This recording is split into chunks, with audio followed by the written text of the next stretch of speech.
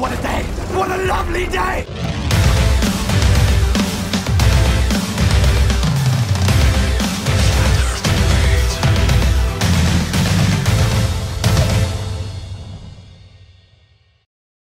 Welcome to Flat Earth Debate, Uncut and After Show. I'm your host, Nathan Oakley, and if you are new to this channel, or you've not done so already, be sure to subscribe and hit the bell notification icon to keep up to date with the Flat Earth Debate. Also check out nathanoakley.com and join the forum to keep up to date with all of the discussions on the Flat Earth Debate, nathanoakley1980.com forum. If you would like to join the discussion, then you need to click the link in the info box below this video to go to Flat Earth Debate Live, so you can actually tune in and join the discussions. Most importantly though, if you would like to support this channel, there's a super chat. Now I've covered all that. We are currently in the interim stages between the two debates, so I'm going to pass over to all of the people who are in the panel so we can enjoy their dulcet tones while I set up for the next live show, which I'll hopefully give a slightly better intro to. So hello to one and all. I will give you a proper introduction when I'll start the live show in a couple of minutes time. Woo. Okie dokie. Hey. Hey, Sleeping Warrior, this is something I proposed before you got on to see what you think. I dropped a link in the chat in the Hangout. It's a video from PBS, which we have to agree if we like what they're saying, but the difference between fact versus theory versus hypothesis versus law. You know, before anybody drops in and starts to debate, make them watch this if we agree with it. That way there's an equal understanding across the board. If you don't see it, I can drop it in there. The problem I've found in the past when we try and do this is initially they agree to the phraseology, but when it comes to applying it, they say, well, this is not a courtroom, man. So they distinguish it and contrast it and then refuse to accept it, but because things don't start going in their favor. And then if they don't do that, then they start applying cherry-picking techniques to say, oh, you're just cherry-picking it. Well, there's like 6 citations there, dickhead, and they all say the same thing. So I agree it works, but they just pick and choose from it, and then it ends up just being a semantic application of language, which ultimately doesn't get us anywhere because they just don't want to accept their own science when it doesn't work in their favor. They only want to accept it when it does.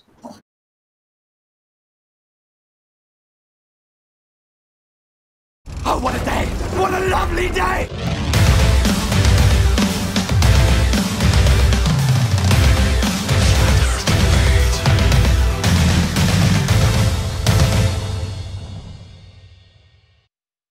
Welcome to Flat Earth Debate Live. I'm your host, Nathan Oakley, and if you're new to this channel, or you've not done so already, be sure to subscribe and hit the bell notification icon to keep up to date with the Flat Earth Debate. If you'd like to support this channel, there is a super chat that runs alongside each of these shows while they premiere. There's also a PayPal, Patreon and crypto link in the info box below the video. Be sure to join the forum on nathanoakley.com to join the discussion there. Most importantly though, if you would like to join the discussion live, you can click the link in the info box below this video to join the panel and express your views on the shape of the Earth. If you do join, please don't swear. If you do, you'll be ejected, and if you are, please don't try to rejoin the stream using sock accounts. You'll be warmly welcome back on the next stream.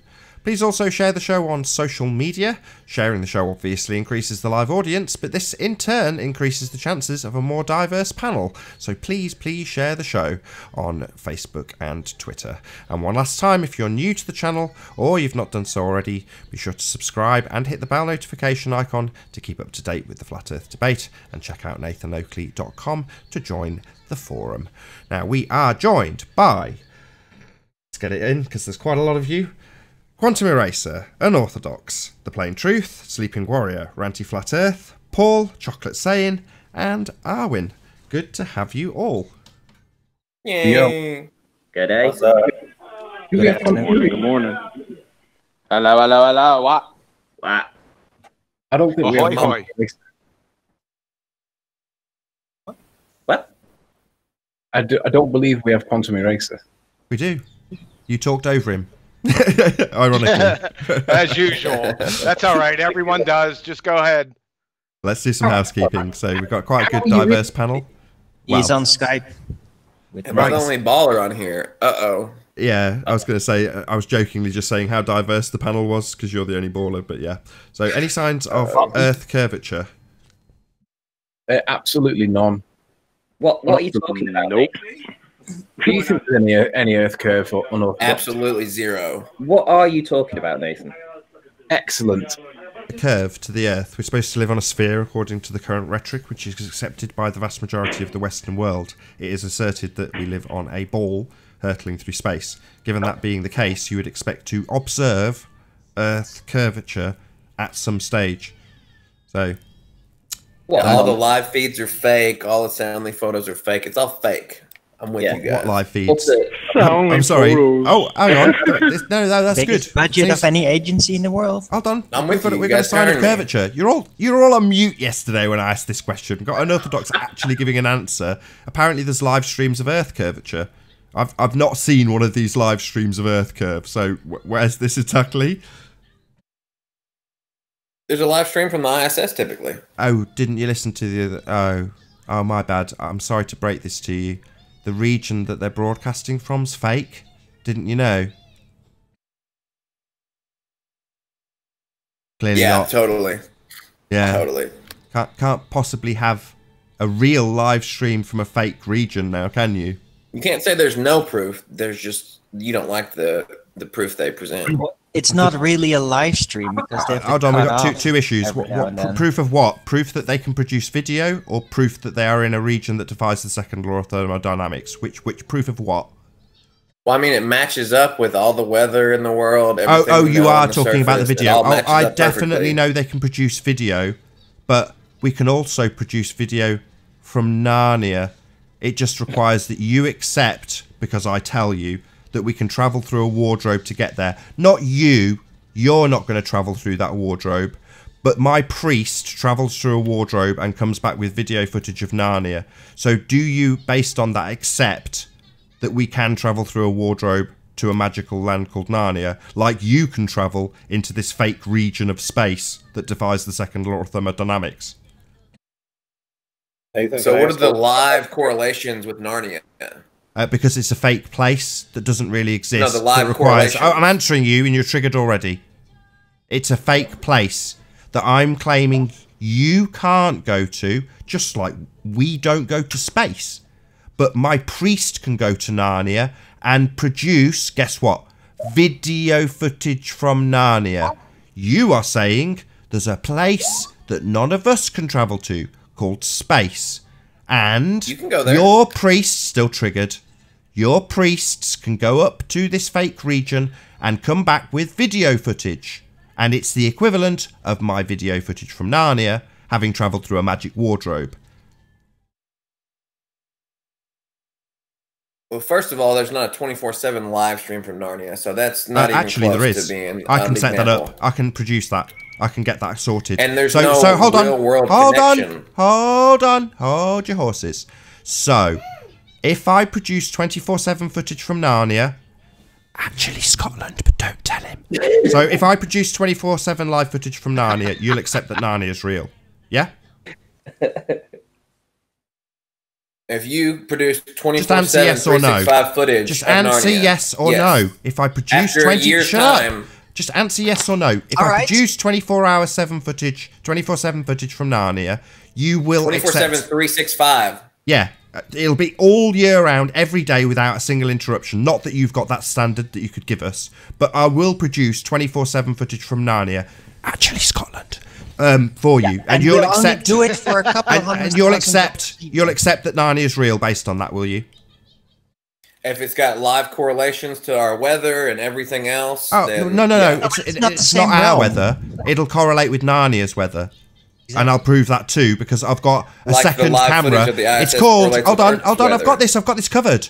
It's called the Himajari. It's a second camera that someone else independently gets footage from Narnia. So I'm going to compare the image from the Himajari with my footage from Narnia that my priest gave me, and the two match, proving Narnia. Yep. Do you deny the Himajari that's in Narnia?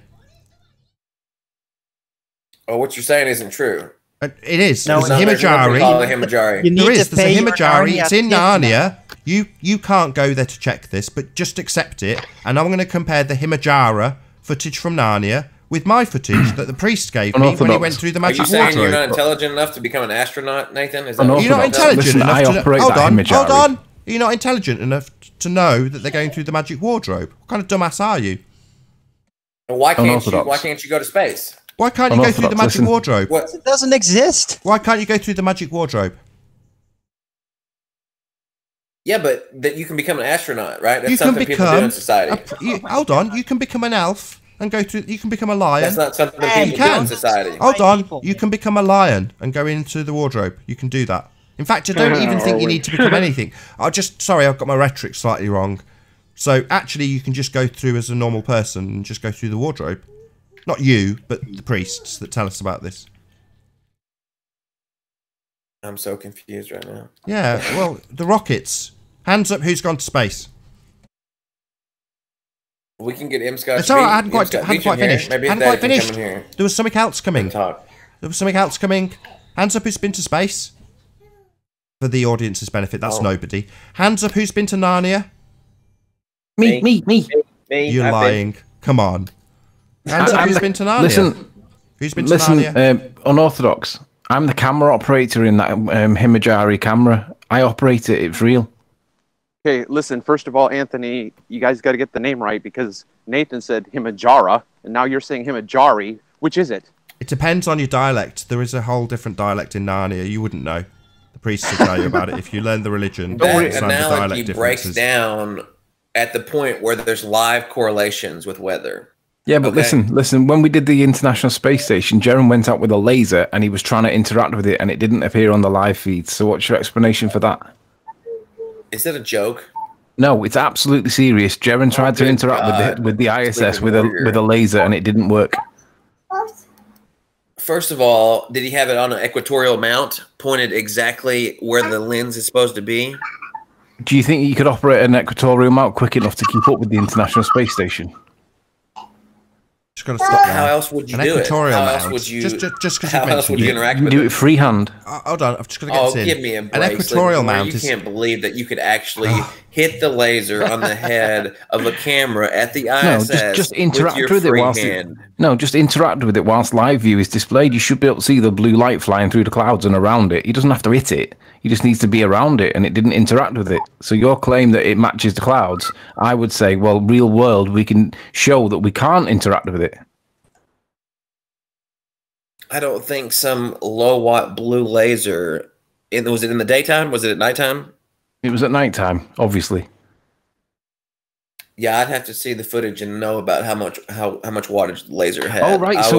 So when I make a claim, you want to see evidence, but when you make a claim and we ask for evidence and you have none, that's okay for you. But when it's for me, no, I have evidence.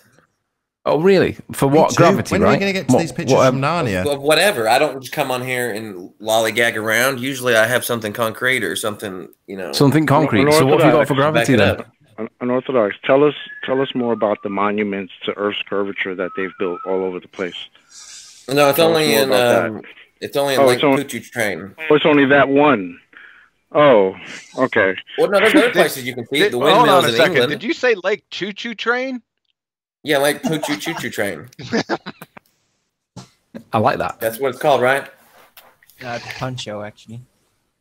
No, I like Choo Choo Train. Choo Choo.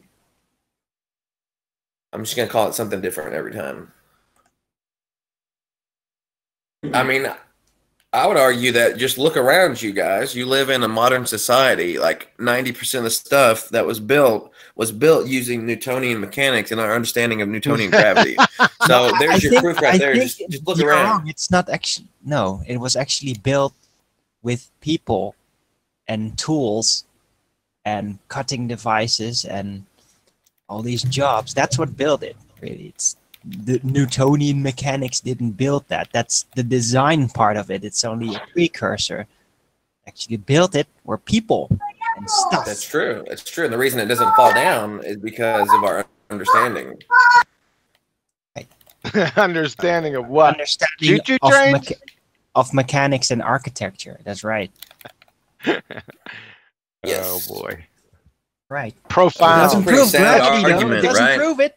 It's just a That's tool. really deep. Well, man. no, nothing proves anything. It's just a strong connection. An Science aberration. proves An things. aberration. Nothing proves anything, right? No, That's right. profound. No, it's just and a deep best statement. approximation. Science There it proves is. things. No, not even approximate. It's just a tool. Just a tool. What is? Gravity. It's a tool. Well, no, it's a story. Yeah, but it's used as a tool. Thought it was a It's a method. measuring tool. I don't think it's you. You Helps can't in use a design reification process. fallacy.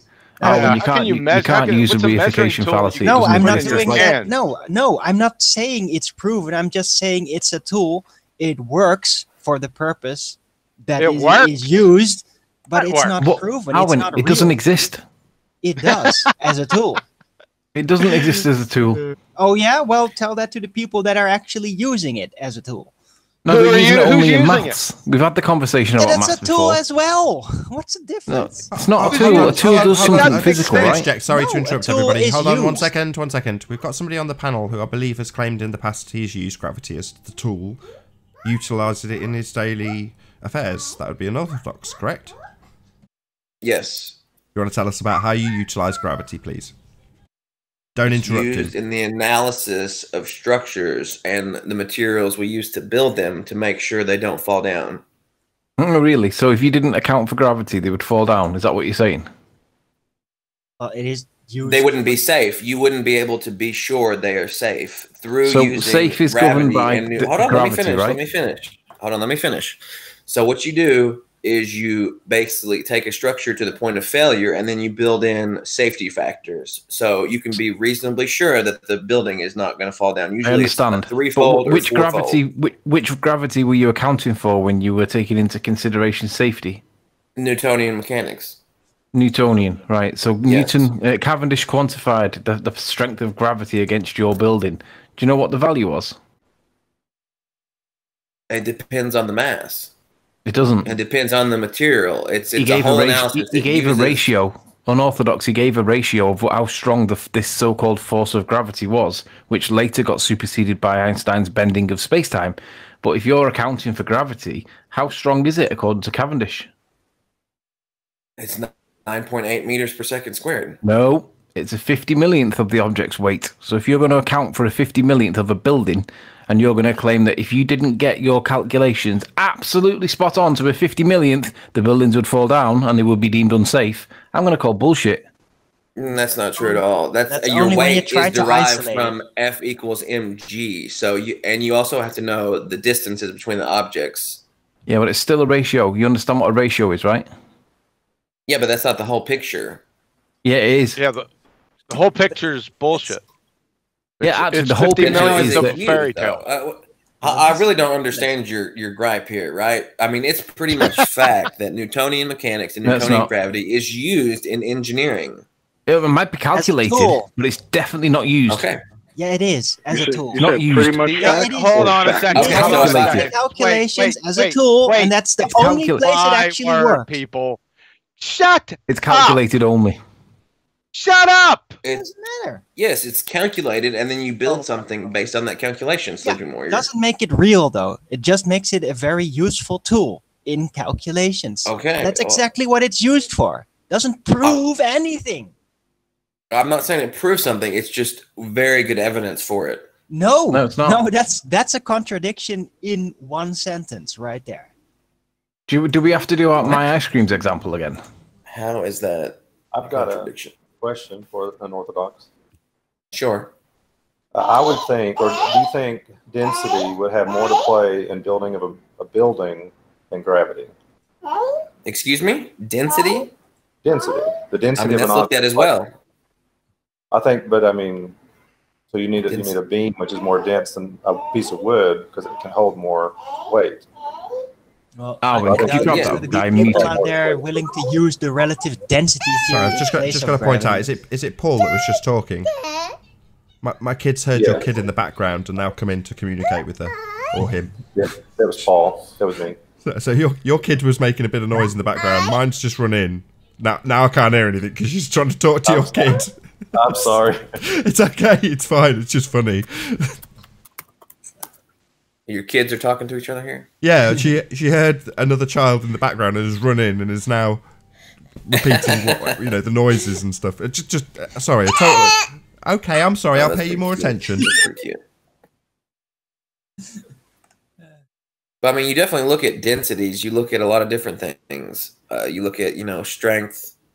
You know, a lot of different ways to look at it and analyze do you deny that gravity is calculated as a 50 millionth according to Newton's concept applied? I don't know what you're talking about. A 50 millionth. It's dependent upon r squared and m. No, it's not. It's a 50 millionth of an object's weight. Sorry.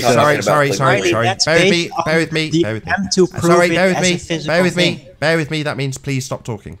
So can you please just bring up the citation, Anthony, rather than us going around with you verbally describing it to an orthodox? Can you just tell him with a citation?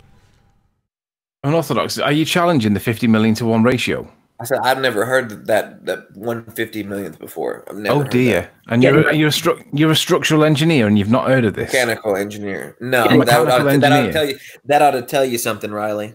Yeah, it does. It tells me that you guys are just not as intelligent as you think you are because you don't understand the concepts in which you claim that you're working out based on. Let me get it. Bear with me. Get him, Anthony. I'm about to come out of a game of Command and Conquer for this unorthodox. This better involve a concession. The people this better in the field, involve a concession. There's no concession. I said I've never heard of it. Okay. Show us a practical example. To do it. No, hold on a second. Show us a practical example. Share his screen, practical Nathan. example. We want to see using, a practical example. Gravity and engineering. Yes. I don't have any of my textbooks with me right now. I can maybe pull something up. Let me see if dude. Let me pull something up. I can pull something up. Hold up. Let me use my my Google Drive. I'm not even an engineer, and I can. You think I walk around with textbooks? I didn't ask you for I'm not going to talk about an example. I'm going to show you an example. I asked you for a practical example. I didn't ask you for a textbook. A practical example is just the weight of an object and its strength based on that weight, and you build it into a geometric structure. We want a practical example. Means something that you've done. Unorthodox. An example of something that you've done. You're giving us a definition. No. Giving us a definition, unorthodox. So he's not giving a definition. Sorry. Okay, Anthony, you presented. Right, so this unorthodox. Can you see my screen now? Can't see Anthony's screen. Click on him locally in the Hangout. Sorry, John, you don't get this. So this is the experiment paper that was submitted to the Royal Society by Henry Cavendish himself back in 1798.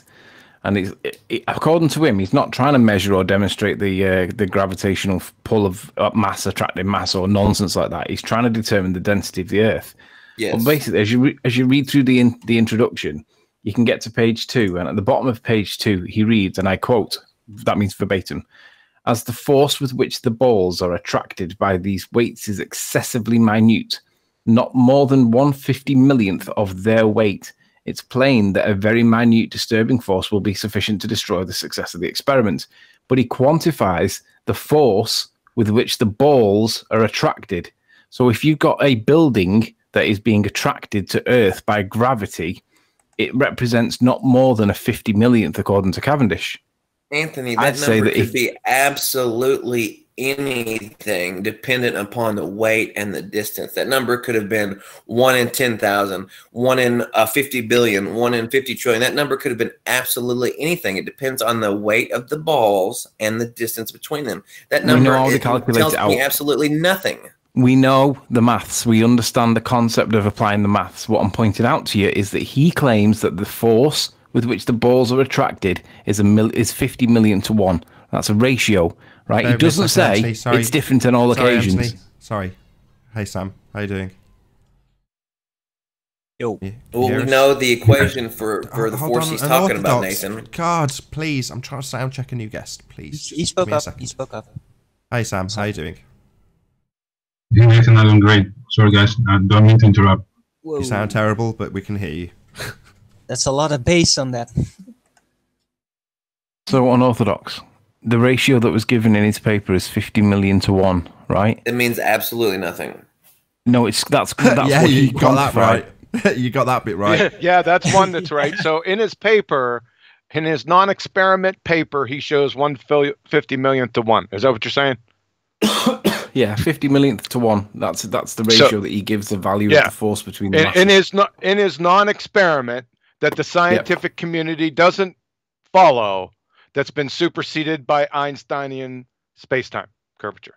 So, but John, he said that he calculates for gravity every single day, and I want to know exactly what he's calculating for, because I think it's nonsense. I asked him for too. I need a practical example. It's fair to ask for a practical example. He said that everyone uses this 90%, or he uses percentages again. No, we want to see a practical example. I think that's fair. Nobody uses it. It's only you want to hear it's only used in this silly attempt to prove it scientifically and to tie it to the mass being attracted by mass. And look, the gravity used, the tool of gravity, the mathematical tool of gravity used in architecture has nothing to do with any of that nonsense, these nonsense attempts to try to prove it as a physical thing. Because that's where it totally goes to shit. It becomes nonsensical. Sounds like Alvin's regressing. I think you might have forgotten some of the principal things that we discussed. Sorry, one more time. Yeah, I really don't understand. Sorry to interrupt you again. So, to be honest with you, 50 million to 1, mate. That's the ratio for the gravitational What you don't know, force. you have to connect that back to the radius, and you have to connect it to the masses, or else that number means nothing. He says the force between. He says not the proportionate force. He says the force. If you want to proportionate it, fine, be my guess, but the number will get worse. Nathan, did he say radius? Like I said, yes, radius. You have to know the radius and the masses to make sense of that number. Of course, to understand how do you prove the radius? From. It doesn't really mean much outside of understand. How do you prove the radius unorthodox? Well, in his experiment, you could easily measure it. Measure the radius? Yes, from one ball, the center of one ball to the center of the other, you can measure that radius easily. So how would you measure the radius in your buildings then? No, that's not what we're talking about. We're talking about the radius in his experiment. Stop. You've missed this connection. I'm backing you here, Unorthodox. Best not interrupt me. So he's saying that the measurement of his ball that he's got in the experiment can then be extrapolated out, right, to a bigger radius, say a planet, something like that, right, Unorthodox? That's the point of the experiment. Quasi-experiment, not an experiment. Weighing planets, no, isn't I'm he? just saying he doesn't understand where the radius value is coming from in this experiment. I'm telling him he's weighing the radius planets. value in this. I'm not extrapolating any further. No, he did. I did not say that. Just let me just say it again, Anthony. The point, the apparatus, its purpose is to give you the weights of things like planets. Correct?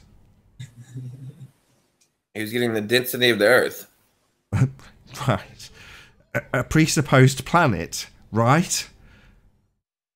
What's that got to do with what we're talking about, because Anthony, you're saying, Nathan? Because you also need the radius of any of those planets. We're talking about the radius for the 1 in 50 millionth. Right. My point is... So the radius value in that situation comes from the two lead balls. I tried to take you through the logical steps twice. What's the point of the apparatus? What's he trying to achieve in his quasi-experiment?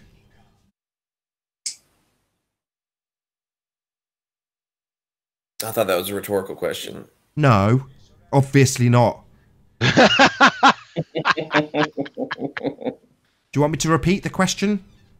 Well, just tell us what you're thinking, Nathan. I'm asking you a question. I'm asking you a question about your circus show sideshow called the Cavendish experiment. What is the point of the apparatus? What is he trying to achieve? He was trying to get the density of Earth. So he's trying to weigh the mass of a planet. He's trying to get the density. That's different. Okay, I'm not going to try and weasel you into, strong arm into accepting slightly different terms. It's not relevant. So when he extrapolates that out into a planet or Earth, he needs a value. That was rhetorical. Just need you to say yeah. Yeah. Nathan, just tell us what you're thinking. I'm not. It's my next question. I have no idea where you're going with this. How do you get the radius of Earth? There's a bunch of different methods, Nathan. And which one did Cavendish use? I'm not aware of the specific method he used. You're having a laugh. That's the purpose of the experiment. He's trying to weigh Earth. You're having. This is a. So let me get this straight. You don't even understand the pseudoscience claims that Cavendish makes.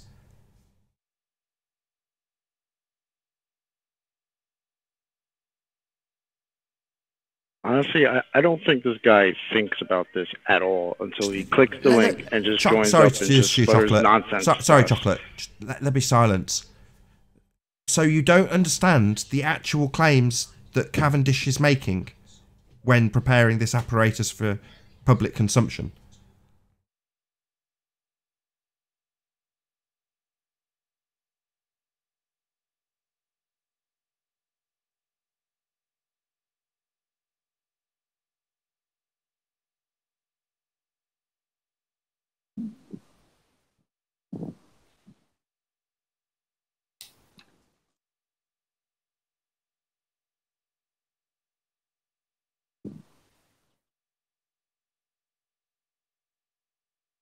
Wake up, unorthodox. Did you fall asleep? Hello. Right, silence is acceptance. We answered that 5 questions ago, so that wasn't directed to me. I answered that like 3 questions ago. Can we go back to unorthodox made a claim? What was the question? Did you really protest with everybody, it's just unorthodox. I know you guys can't stand. We just answered that 2 questions ago. The density of Earth. Why are you repeating yourself? It's not the question. So you left a long enough gap to think that I'd forget my own question. Where did Cavendish get the radius of Earth? It was common knowledge through 2 different methods. Common knowledge. What's your point? What does it matter? That it's a bloody assumption. Prove your claim. Common knowledge coming from then. Yeah, prove your claim, unorthodox. From one of 2 different methods. No, the point is that he assumed the radius like everybody assumes the radius. You assume that A, you're on a sphere, and then B, you've got the radius of that presupposed sphere, and that is the value. Oh, right, now you're triggered. Now you can't shut up. Go ahead. You don't need to give me permission to talk. You had 25 seconds that I timed, probably longer, with you off mute, not answering where he got the radius from. It's a presupposed value. It's an assumption. Not only that you have the value of that radius, that the Earth that's being measured is a sphere. That's the point. That's not what we're talking about. We're talking about gravity as it relates to the 2 spheres in his setup. We're not talking about whatever you're trying to obscure. I'll try it again for the third. I'll try again. The radius value in his experiment of the 2 balls. Arwin, God. Arwin, this is why you get crap in the comments with me having to tell you off. What is he trying to achieve in the test? Is he trying to achieve the mass of balls in the apparatus? No! He's trying to weigh Earth! It's not what me and Anthony were talking about. Me and Anthony were talking about the 1 in 50 millionth ratio. Right. That's where he gets his quantification. The ratio, when making said extrapolation to come to the weight of Earth. Not only Earth, but every other bloody light in the sky that's claimed to be a spherical body of mass so we can travel to. But that horse shit aside, his objective is to weigh Earth. So who gives a crap about the radius of the balls in the test? He's got an extrapolation with a presumption of Earth radius.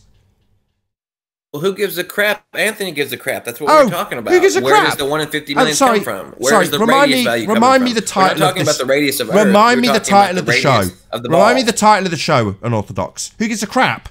What channel are you on? What are we talking about here? Who gives a crap? This isn't Let's Discuss Pseudoscience and Circus shows. We're talking about the Earth, you muppet. No, we're talking about the 1 in 50 millionth force he was talking about. That's attributable to Earth being a sphere. That's attributable. We were actually talking about how you calculate for it in your job. That's the context. Yes. I'm saying that 50 millionth wouldn't make any difference about making it safe or making it unsafe. It's not big enough. It's tiny. Yeah, but Anthony, you can't extrapolate anything from that value unless you relate it back to the R² value and the masses. That alone by itself, out of context, doesn't mean anything. Do what you want, mate.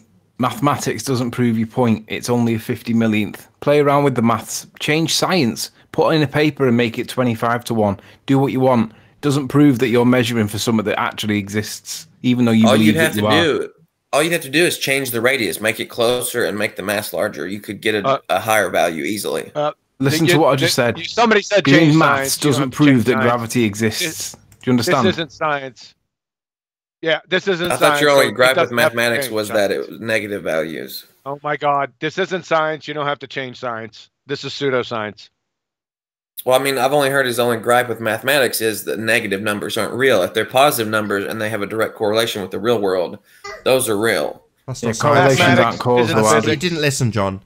Then it's not science. Science is trying to establish the cause. All you have with your circus sideshow is a mathematical correlation. Definitely not science. That was John's point. You just ignored it. I didn't hear him. Yeah, that's because you don't shut up. What, kind of like the, I always wanted to come on and talk about the second law of thermodynamics. That's what I want to talk about. Okay. Let's go. I'm happy for a subject change. Anybody on the panel want to add to the points that have been raised? Because I've cut a lot of people off, including Arwin. No, I'm just going to get some popcorn. Well, I wanted to make a few points, but it's just getting Go ahead. lost. We'll move on to the second law in a moment, if that's okay by you and Orthodox, and Arwin's still got unfinished business. So you go ahead, That's Arwin. fine with me. All right. Well, the whole thing about Cavendish is, and what he tried to do is, he assumed R, and he assumed gravity was a force, extrapolating the calculations that it basically is, and that can be used to assume with these elements both that thus a weight of the Earth can be established based on these presuppositions. That's what he did. It doesn't prove anything. And then, yeah, you can, on these presuppositions combined, yeah, you can determine that gravity, if it is existing and if the Earth is a ball, that it must be this ratio. But that's a double presuppositional conclusion. It's useless. Gravity is Can I just show you guys a calculation practical tool. example? Are you done, Arwin? Or are you Example not? Very well put, Arwin. It's absolutely a double logical fallacy. Well put. Right. And again, look, there are models out there. I've even seen them being used by architects to calculate the forces on a building. And it applies gravity, and it then shows like, okay, what's going to happen if in this emulation, if there's a certain wind blowing at a certain strength in combination with the assumed gravity force. And all that, there's models with that. And yeah, it works. It really works well. And they have been using that since the computer age. And before that, they actually used hand calculations to try and do that sort of thing. But yeah, it's a tool. It's a calculation tool. It doesn't actually prove gravity to be a real force. It's an aberration. And that aberration can be used in calculus to make things a little easier. But it's not real. It's not. Do we understand now, unorthodox? Using calculations doesn't prove gravity, right? Do you understand? I don't think nothing can prove anything. We can just say, well, it's no. We can prove things. We can this. prove that the cause of things is whatever you manipulate. You can prove cause. I wouldn't use that word. Yeah, I know you wouldn't. That's but you use dreams. Science. Let's move on. Let's move past science and let's move to something completely beyond science, which is natural laws. So, right, second law. Anybody else that had something to add just before we move on? No, unorthodox. Mike's all yours. Outside of science? What? We're talking about natural laws now, aren't we? This comes from science, Nathan. The second law is sorry, straight out of science. No, man. I've got to stop you straight away.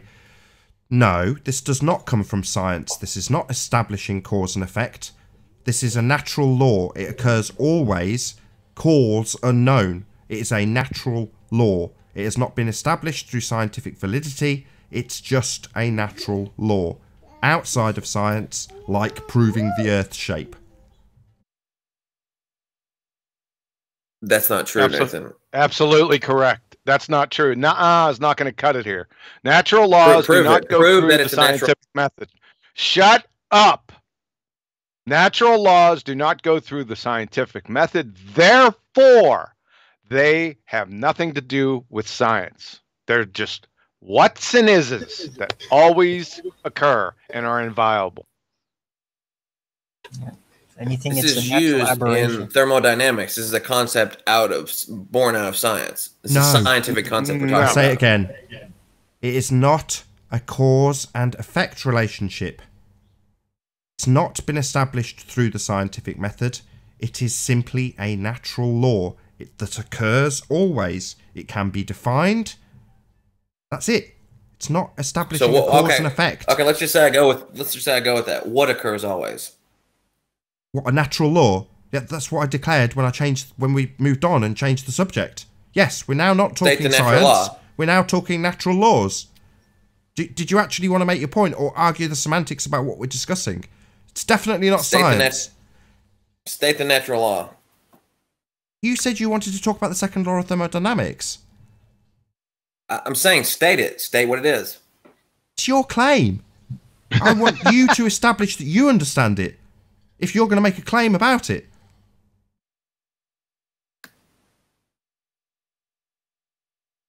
Nathan, I wanted to process your understanding because your understanding seems to be wrong. Oh, really? You want to sit and ad hom me? You want to ad hom me then? So you want to pick apart my understanding? I tell you what, I'll concede then. I'm dumb. I understand it. Yeah, maybe you can tell me. You don't want to go through it, right? No, I'm too dumb. I can tell you what it is. I'm telling you, I'm too dumb. Really? Too dumb. Too dumb. Educate me, I'm too dumb. Saying something that's unequivocally not true. Yeah, too dumb. I asked you to state it and you refused. What is wrong with you? I want to talk about specifically his understanding of it and what was so blatantly wrong with it. That's what I said. The reason I want to talk about it was because he says that so you want to ad hom me. So you want to attack me. So you want to attack me and my understanding. Ad hom. So you want to apply logical fallacy to me personally. No. If you've got something to say about the second, it's been wrong, Nathan. If you have something to say about the second law of thermodynamics, go ahead. Critiquing my understanding of it, I don't care. That doesn't prove or disprove space, for example. So what have you got? An attack for me? Oh, sod off then. I don't care. Everything I'm done. You've said I've conceded. About the second law of thermodynamics is not I've true. conceded. You've always said hot always flows to cold. That's what you state as the second law of entropy, Nathan. Right. That's not second true. law of entropy. Where's your proof? That's not true. Yeah, I have proof of the contrary. Well, what is it? Well, you have to show me. So is the issue the definition of entropy? No, the issue is that he's saying something that's unequivocally not true. Well, where's your proof? Bring it on. Come on.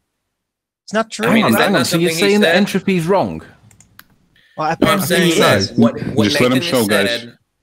What I'm saying is that what Nathan has stated to be the second law is not, in fact, the second law, and is not true. Hot does not always flow to cold. That's what he says. So where's your example that it isn't? Okay. Hang on. If hot doesn't flow to cold, what do you think hot does? I can't wait to hear this. Do you think cold goes to hot? I'm not talking about. I'm saying in every instance, it's not true. There are other instances where the opposite is true. Okay. Okay, so and I'll show that to you. Okay. Let's see one. I'm pulling it up here in a second. My statement on the second law would be that entropy increases as time increases. That's my statement. The other statement that temperature always decreases is not true. Always? No, it's not always decreases. It flows from hot to cold. And that We're always talking about does equilibrium, happen. aren't we, Unless guys? you can prove to the contrary. Let's just restate it as equilibrium, right? The temperature equalizes, pressure equalizes. That's essence of entropy, right? Yes. In essence, yes. I want to see this proof. I do. I'm trying not to interject. We're all egging him along, but just let there be silence. Don't feel, other people on the panel, that the pressure is on you. It's not. Let's see here. Screen share. Okay. Just let me know when you're ready and I'll put you on screen. Okay, so I'm ready. Okay. What? Okay, so here's an example of a horse running in a field. Okay, the ambient temperature is 76 degrees or 24 degrees Celsius. As the horse puts his hoof down, he's going to create friction, transferring, making the temperature gradient go in the opposite direction. It's going to go cold to hot. His hoof to the ground. But that's not entropy, though, is it? Hot. No, we're not looking at creating that. Hold on, let him get, stop. Let him get to the end of his Exactly. example. Please let him get to the end of his example.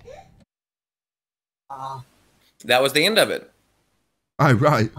Really? So friction defies entropy. Oh, God.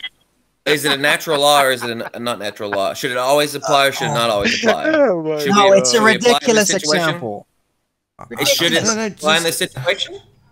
Maybe I don't understand the example. I'm too stupid to understand entropy. Can you break it let's down? run through this again.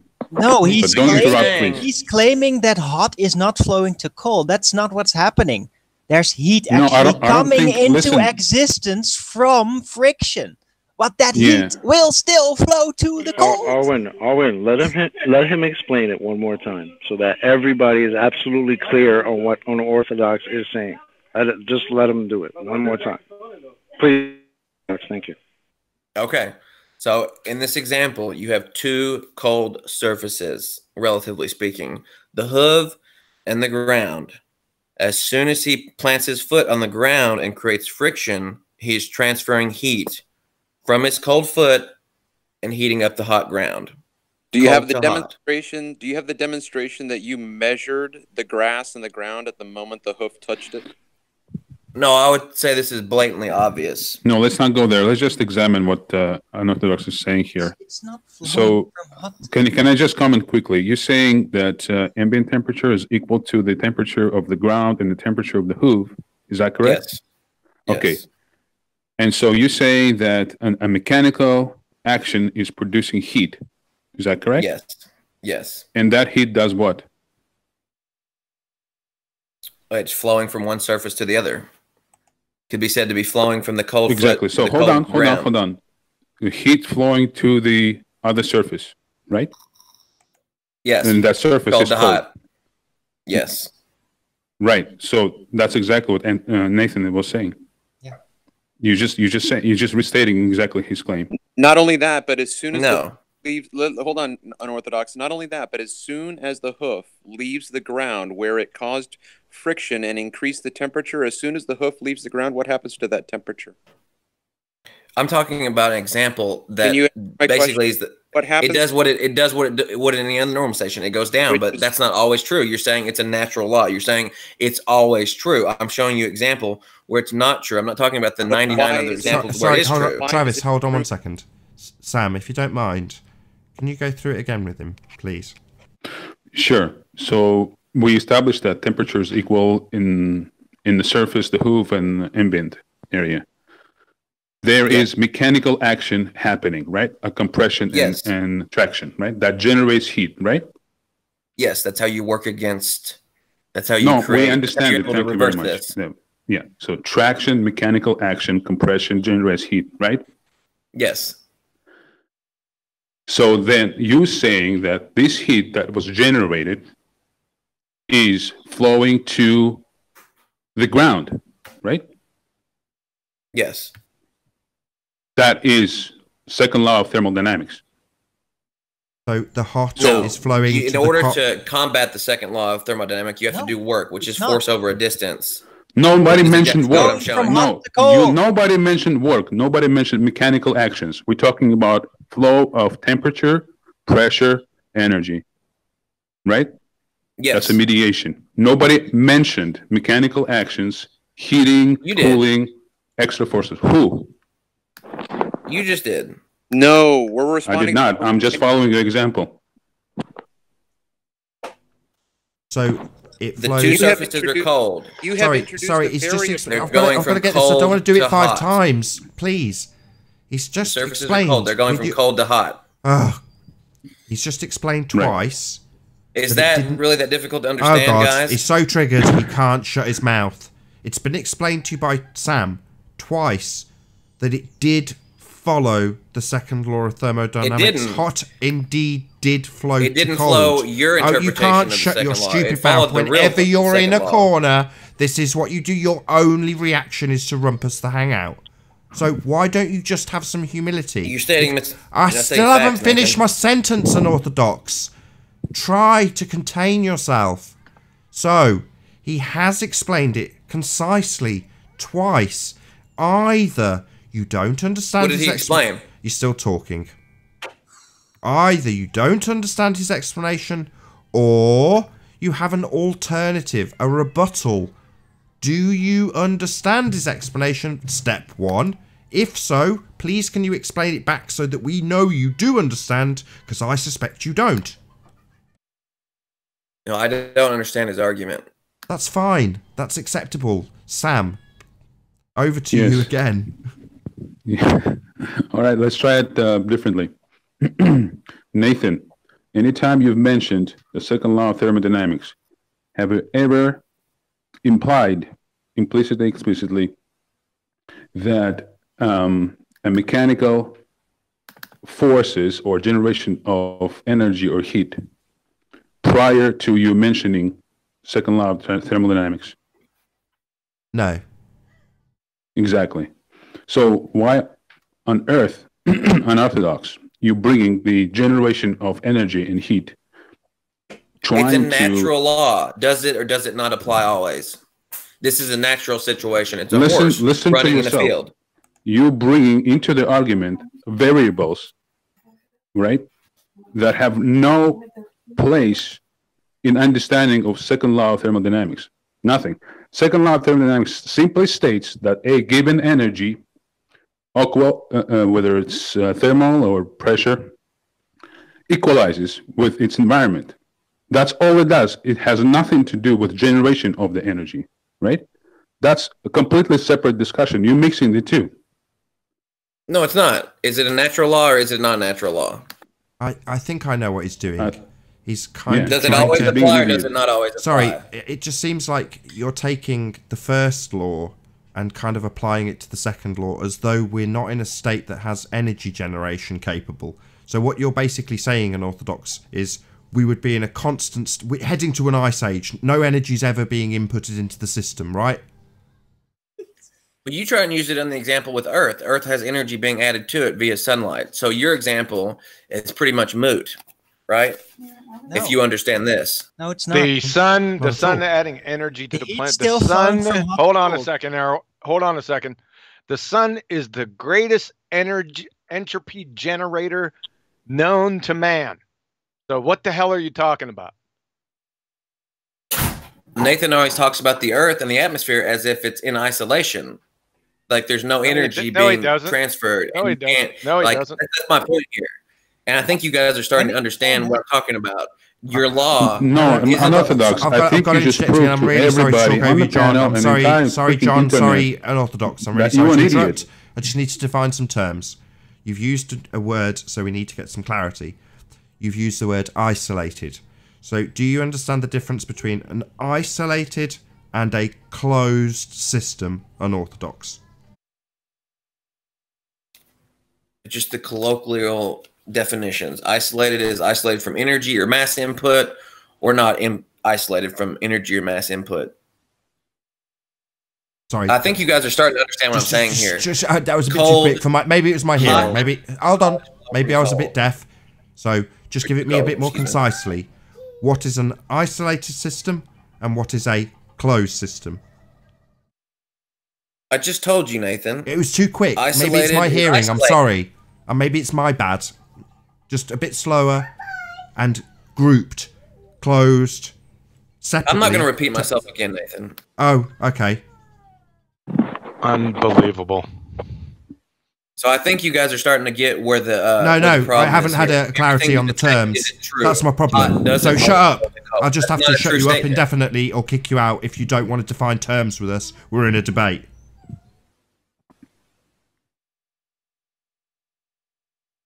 So do you want to define those terms or are you just not willing? I'm not going to repeat myself, Nathan. If you want to repeat it, go ahead. No, I want you. Do you not get this? This is part of your argument. You introduced the term isolated. Now, I need that term defining for us to move forward. You can't just ignore what I've said. We're in a debate. But what's wrong with these people? I'll have to get it. Hold on. You mean you don't know the difference? Jesus Christ, is there anything you know? Don't hijack this. Don't hijack this. Why is everyone talking? Why have we got rumpusing from everyone? I knew it.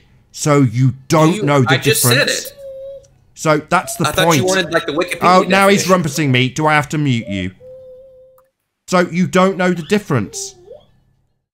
You want the colloquial definition? I know the difference. I don't want anything from you. You're a moron who doesn't know the difference between an isolated and a closed system. That was my point. You've ably demonstrated it by saying, I need to go and look it up.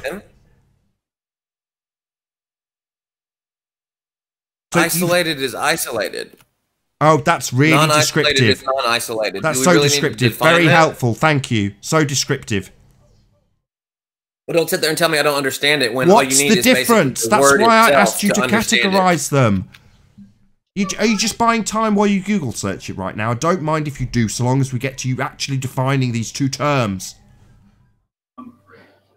This is part of what I was trying to say. If we're not speaking the same language, we can't communicate. No, we speak the same language. He's just an idiot. Well, there's no way for us to understand what he's talking about. I was going to get the Wikipedia definition so we could all be clear on it. I wasn't unorthodox. Why don't you actually know anything? I don't think we need to wait for you. You always have to look up every damn thing with every question. Why don't you actually know anything by heart? Where is your actual knowledge, man? I thought we were defining terms here so we could be clear. It would help if we're all using the same definition, right? Unorthodox. Hold on. I'm going to defend unorthodox. He gave a definition of isolated. What he failed to do after that was define closed system. So he did do one, didn't do the other. So I said a couple minutes ago, please finish answering Nathan's original question, which was to differentiate between an isolated and a closed system. So now, go. I might have misspoke. I'll have to. Oh, you did? I might have misspoke. Let me look here. Okay, I'm not a dictionary here. Okay. Okay. What I'm talking about is a system that is isolated versus a system that's non-isolated. I'm not sure if closed system is the proper term for that. I have to look it up and see. But the general idea, I think we can all understand. Isolated system is something that doesn't interact via mass or energy with another system. And then the other system is one that does interact via the system with mass or energy. Sorry, just to get clarity, you said the other one. What do you mean by the other one? Yes, isolated or non-isolated. No. Maybe, so you didn't hear me. Isolated or non-isolated? That's not what I said, though, is it? What'd you say? Unorthodox, that's not what he said. I don't understand why you're trying to obfuscate everything. Why can't we just? He's not trying to obfuscate. He's asking you the difference between a closed and an isolated system. There's one other system. Said it besides 3 or 4 times. You can't shut up. You just can't do it. You crayon munchers are all the same. You can't shut your mouth. Right? I already did it. 3 systems. You didn't do it.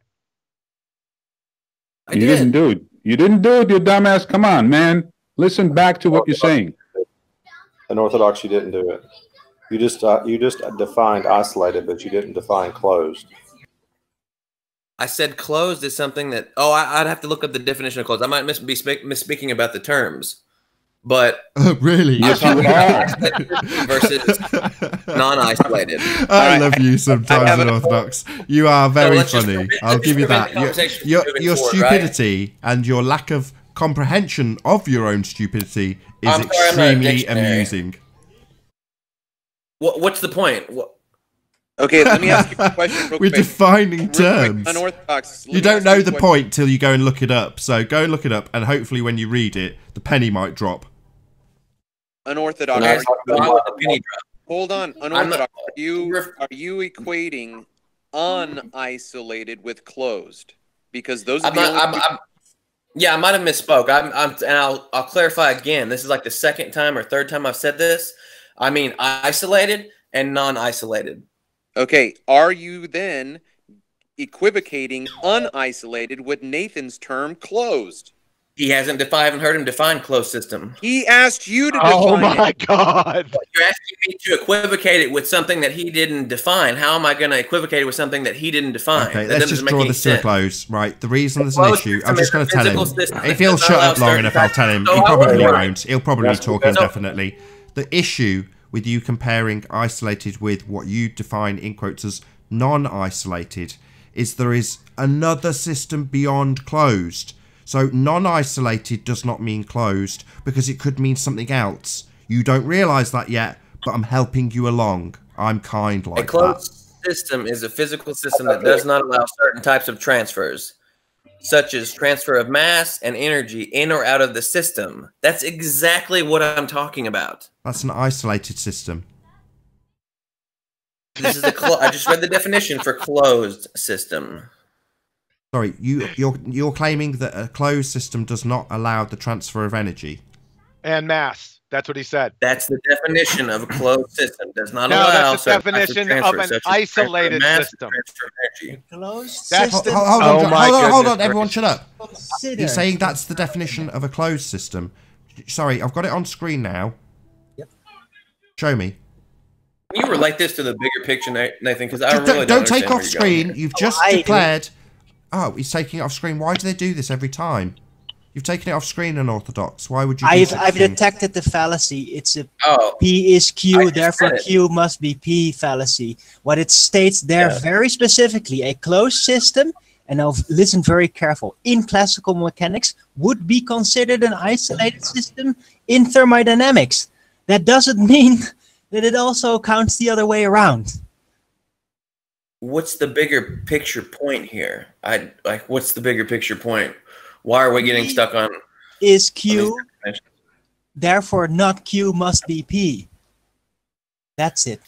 I really don't think you need to understand this to understand Nathan's definition of the second law of thermodynamics is wrong. Why are you Things calling don't it always Nathan's? Well, I'll Why are explain you calling it Nathan's definition? Because Not you have Nathan. energy being Nathan? inputted into. It is the Nathan's clo- definition. Because it doesn't happen cannot do like it. that in a This is typical, why you truly remain design. eternally dumb.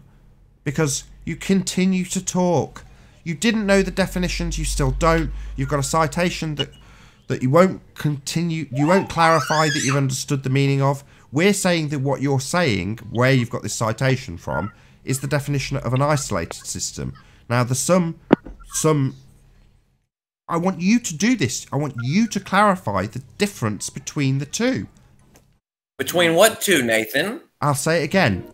An isolated and, specifically, separately, not the same, a closed system.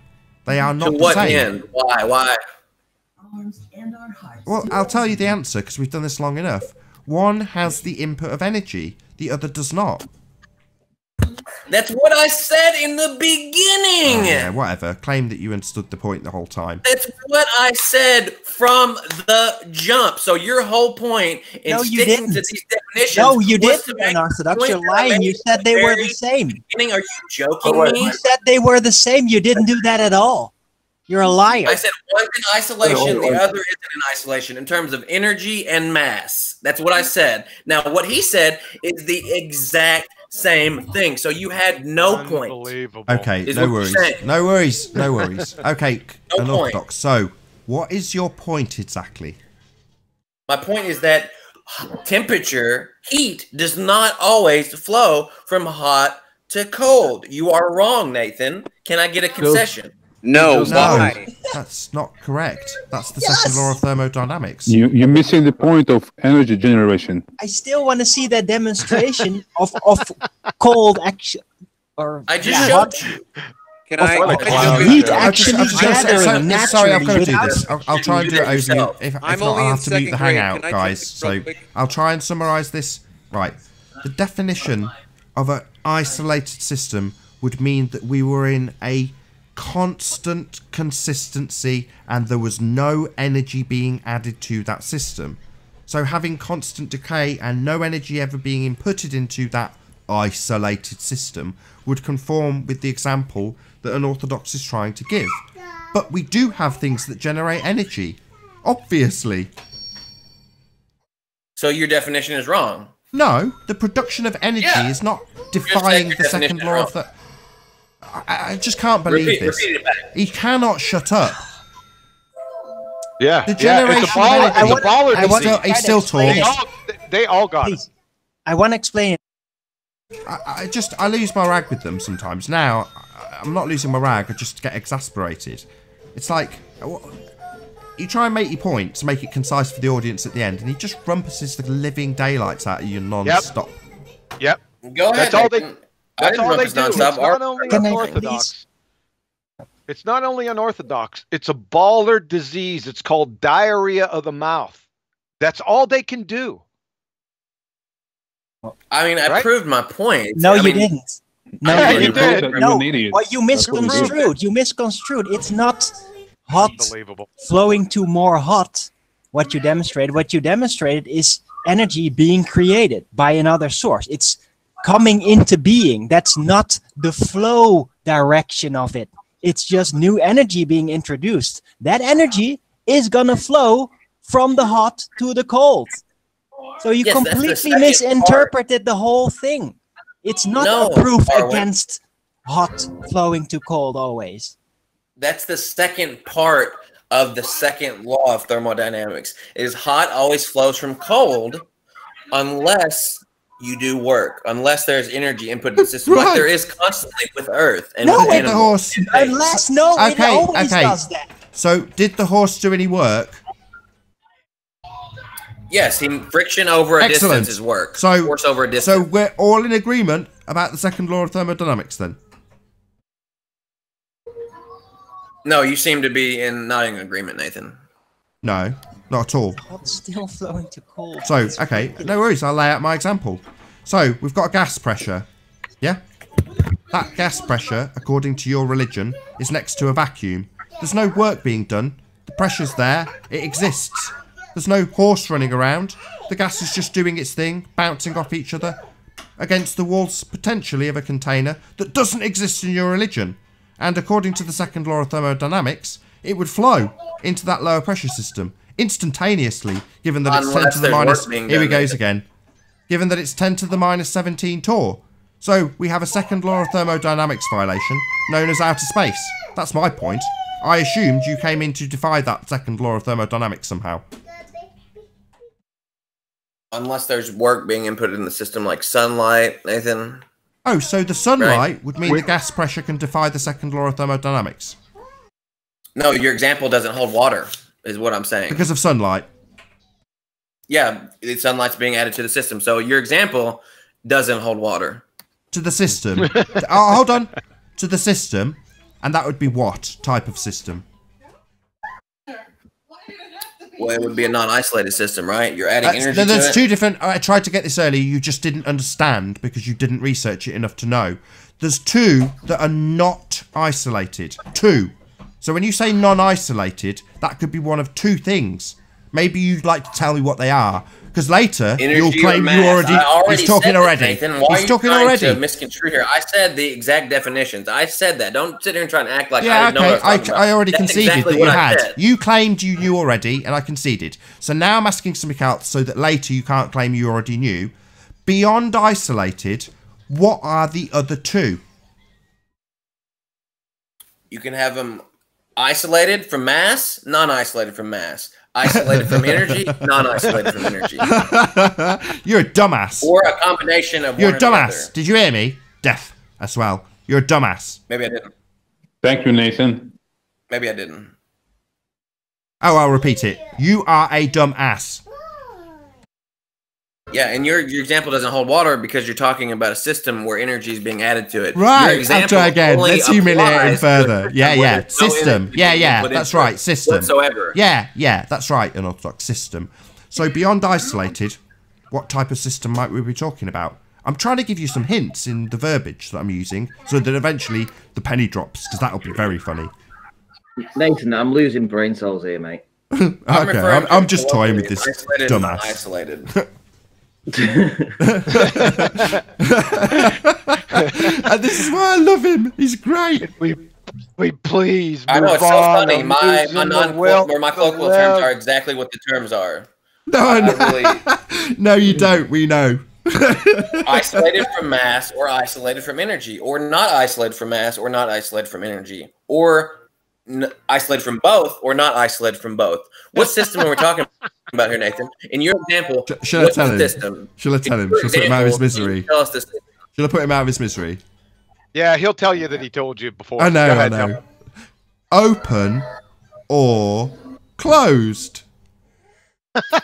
How is that different from my definition of non-isolated versus isolated? Because they're totally distinction there? different What's the to each difference? other. Because there's Open three. and closed are the antithesis of each other.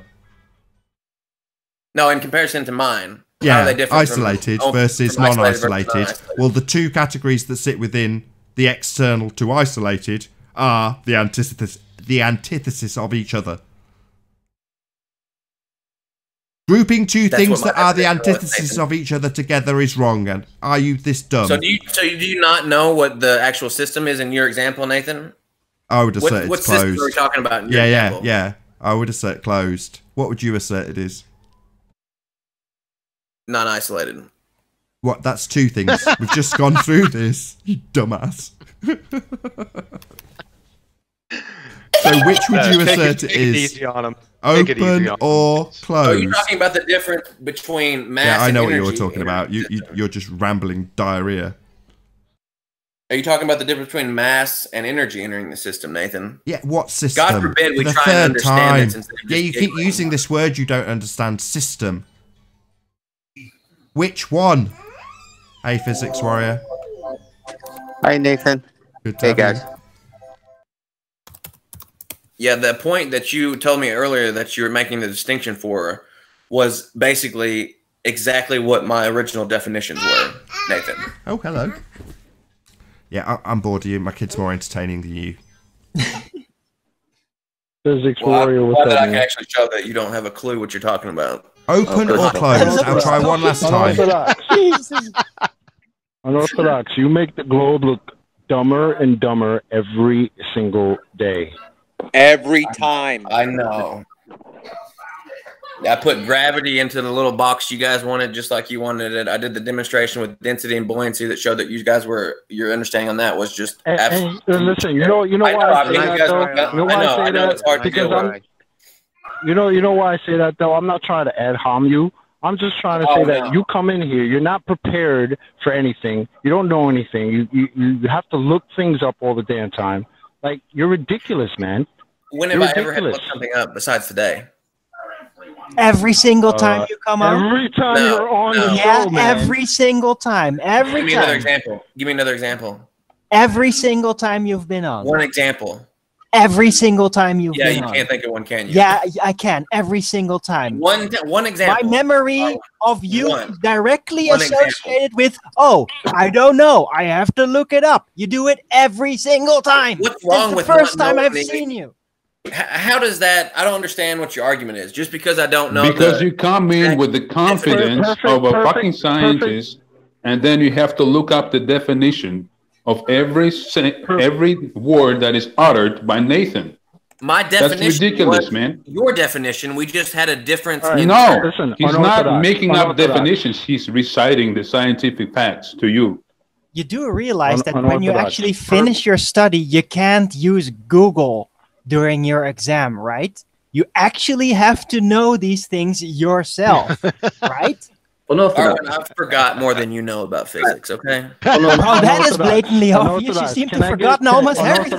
Hang on, can I say, Wait, give me a second. Can I say one thing? Unorthodox. Can I give you an example?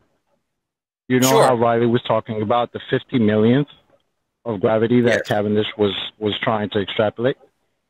Right. You didn't know that. You had no idea what he's talking about. Yet every episode of this show, he mentions it. He spends about 15 minutes going through it. Every show. And I've heard. I know. I've and never heard. You've been on the show, on the panel when he's done it. This is what I'm talking about. So now you come in here today ready to fight and use the Cavendish for your defense, and you don't even know this. I didn't use the This Cavendish is for what my we're defense. saying to you. I didn't use the Dude. Cavendish for my defense. He's the one who brought it up. Unorthodox. Oh, you did. Unorthodox, can you answer me a question, mate, please? What's the circumference of the Earth? 3959. Or no, the circumference? The circumference is like 24,000 something. 900. Do you know it in kilometers? Have you got an idea what it is? No. No, 24,000 something miles. Right, and what's the radius? 3959 miles. Should be 30,000 kilometers. Yeah, that's pretty close. We'll give you that. Wow, so you know something. He does know I mean, something. that's just such a silly thing. I act like I'm a dumbass because I don't remember like the exact Wikipedia definition or term. What we're talking about, we understand what we're talking about. We? Dude, yeah, I mean, it's obvious by what I a said. monument to Earth's curvature. Are you a representative? I mean, nobody. No, I'm talking about with you guys, both of us. Like, Well, talking you're not. about No, you isolated can't. systems You can't speak for us. systems. You can't speak for us. Nobody picked up on that. He said, "Isn't it obvious Okay, from well, what I've said?" so you don't understand. But I know what I'm talking about. Isn't that obvious? What? Oh, brother. Oh, sorry. I Yeah, I should mean, have repeated it. I'll agree with no, you. no, I might not it, know must, every it was in the definition. diatribe. No. Sorry, unorthodox. I did say it twice, but I'll just say it a third time, just so you understand. You are a dumb ass. Oh, thank you. Yeah, and you were completely misusing the second law of thermodynamics, as I showed pretty obviously. The unorthodox, can I ask you a You question? forgot every single thing that happened this last hour, haven't you? I showed an example. Your where memory is one of the doesn't worst flow. ever. You in know flows what, in the Arwin? opposite I think direction. you're absolutely bang on with that statement because it does seem that way. It's like, you know, in like drunks black out and then they have a fight and go home and wake up covered in sick and they can't remember the fight. It's like that. They get to the end of an Did I argument, not they've been show an obliterated, example? and they literally pretend like they haven't even remembered what's just happened. I mean, did I not show an example? Don't you shows remember? Don't you remember what you did? It'll have I thought I showed amnesia. that No, example. let's see if he You has think- amnesia. I showed Let's see if he has that amnesia and brings up a picture of a horse. Let's see. I could Because have he sworn will that. now, he will now declare that he's actually had a victory. And by what he's just said, he's saying, haven't I just brought up an example? So I'm in no doubt that what he'll now do is bring up a picture of a horse with an equation next to it and claim he's actually won. It is There's no literally like a equation. drunk with amnesia. No, let's just restate it one more time, unorthodox. You basically claimed to the entire world that generation of energy defies the second law of thermodynamics. No, I didn't. I claim that heat doesn't always flow from hot to cold. That's what I claimed. Yeah, and you then we brought an disproved example of the generation of the heat. Yes, which is blatantly obvious to everybody. That's exactly what I'm saying. I don't think you understand a single word you're saying actually here. That's the second part of the second law of entropy. The first part is heat always flows from hot to cold. The second part is unless you input energy. And then what? Okay, we did this too. So did the horse do any work? No. Oh, it's a magical horse. Did do work. That's my point. Oh, it did do work. So completely and totally in line with the second law of thermodynamics and in no way, shape or form defying the fact that if we had a vacuum of space, the gas would fill that space. I mean, no energy. So how does no energy affect this situation, Nathan? How does something with no energy affect our situation? Where is the work? Where is the work in the vacuum of space next to the pressurized system? Where's the work? Heat. Good Should be job. another form of work. Yeah, so we got to this stage last time. So now you're saying the sun defies the second law of thermodynamics. I'm not saying that. All I'm saying is heat doesn't always flow from hot to cold. I don't know how clear I can make it. Yeah, well, it That's does. what you say, Nathan. Every time you bring up the second law of thermodynamics, you say heat flows from hot to cold. It That's does. your like strict definition of the second law of thermodynamics. That's not true. That's a impartial definition. It's not a whole definition. We are going to. The circle jerks get shorter and shorter each time. So, let's try this again. Third time it's got around real quick. Let's see if we can get this circle going at 100 miles an hour. So, are you now going to put a picture of a horse on and say you've proven it? I want to see that law-defying horse again, brother. So, is that I didn't what say you're going to do? Law. So, is that a You're yes? me. I never said Sorry, is that a yes? This is starting to feel like a CERN experiment with all the circle going on. So, is that a yes? You're going to put your horse on and claim again, having had amnesia for the last... You know, I've kept this show going 20 minutes longer just to demonstrate the amnesia that you are exhibiting. Horse, then, I never yeah? said that defies the second law. So horse, yeah? That's your proof of a violation of the second law of thermodynamics. I never said the second law was being violated, Nathan. I didn't. Oh, you didn't? Oh, my bad. My bad. Oh, we can round out, John. It's all good. My bad. I thought for a second there he was actually trying to defy this law that proves that space is fake. Didn't you get that impression, John? Didn't you think that was what he was here for? I thought that was his whole purpose in being here. I foolishly kept the live show going longer unnecessarily. Oh dear. Well, with that, I'll say first and foremost a huge, massive, enormous thank you to all of the live audience for tuning in and hopefully sharing this debate and annihilation of the circle jerk asshole dumbass known as Unorthodox. Also, a massive thank you to Unorthodox for giving us such massive amount of amusement during this last hour and 20 minutes. I've been Nathan Oakley, and I'll see you all in the next video. Oh, what a day! What a lovely day!